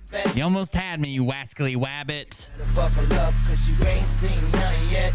Here we go, I think I started some shit. Piss him off, it's about to get lit. Get the place in the best, you know that stage is set. You better buckle up, cause you ain't seen none yet. I used to find clues too when I was high on shrooms. I found myself a tunnel that led to Jason Q's bedroom. Open his closet, I found some of his meat rockets. I strapped them to my shoes and then I flew through the roof. I found myself in orbit strapped to an F-16. High on amphetamine, with Trump in between. Put on a light coat of baby oil and saluted the troops. He tapped me on the shoulder and said, "This is gonna be it." Whoa, wait. Stop. What? I'll get my files. Wait, what are you doing? Stop. Hold on. Fucking stop. Dude, come on. Seriously. My mom's an alcoholic. Oh, give me a... Oh, my God. Damn it. Here we go. I think I started some shit. Piss them off. It's about to get lit. Get the place in the best. You know that stage is set. You better buckle up, cause you ain't seen none yet. Here we go. I think I started some shit. Piss them off. It's about to get lit. Get the place in the best. You know that stage is set. You better buckle up, cause you ain't seen none yet. Round 3. I think it's about time to dig out the Phil interview again and go over it. So got him backed up on the ropes, trying to ram it down his throat. Yeah, they claim that they're the only people with discernment. That I can literally spend 3 minutes editing out Carrie and editing myself in with someone else's body. And they're like, I knew it. They always show themselves. Every time. My window with this time of the night. These parasites, these leeches with all their secret meetings, teaching all you fucking cretins about baby eating heathens. Believing in reason with no meaning is bullshit. Will Bird motherfuckers out here busting the grifts. Here we go, I think I started some shit. Piss them off, it's about to get lit. Get the place in the best, you know that stage is set. You better buckle up, cause you ain't seen none yet. Here we go, I think I started some shit.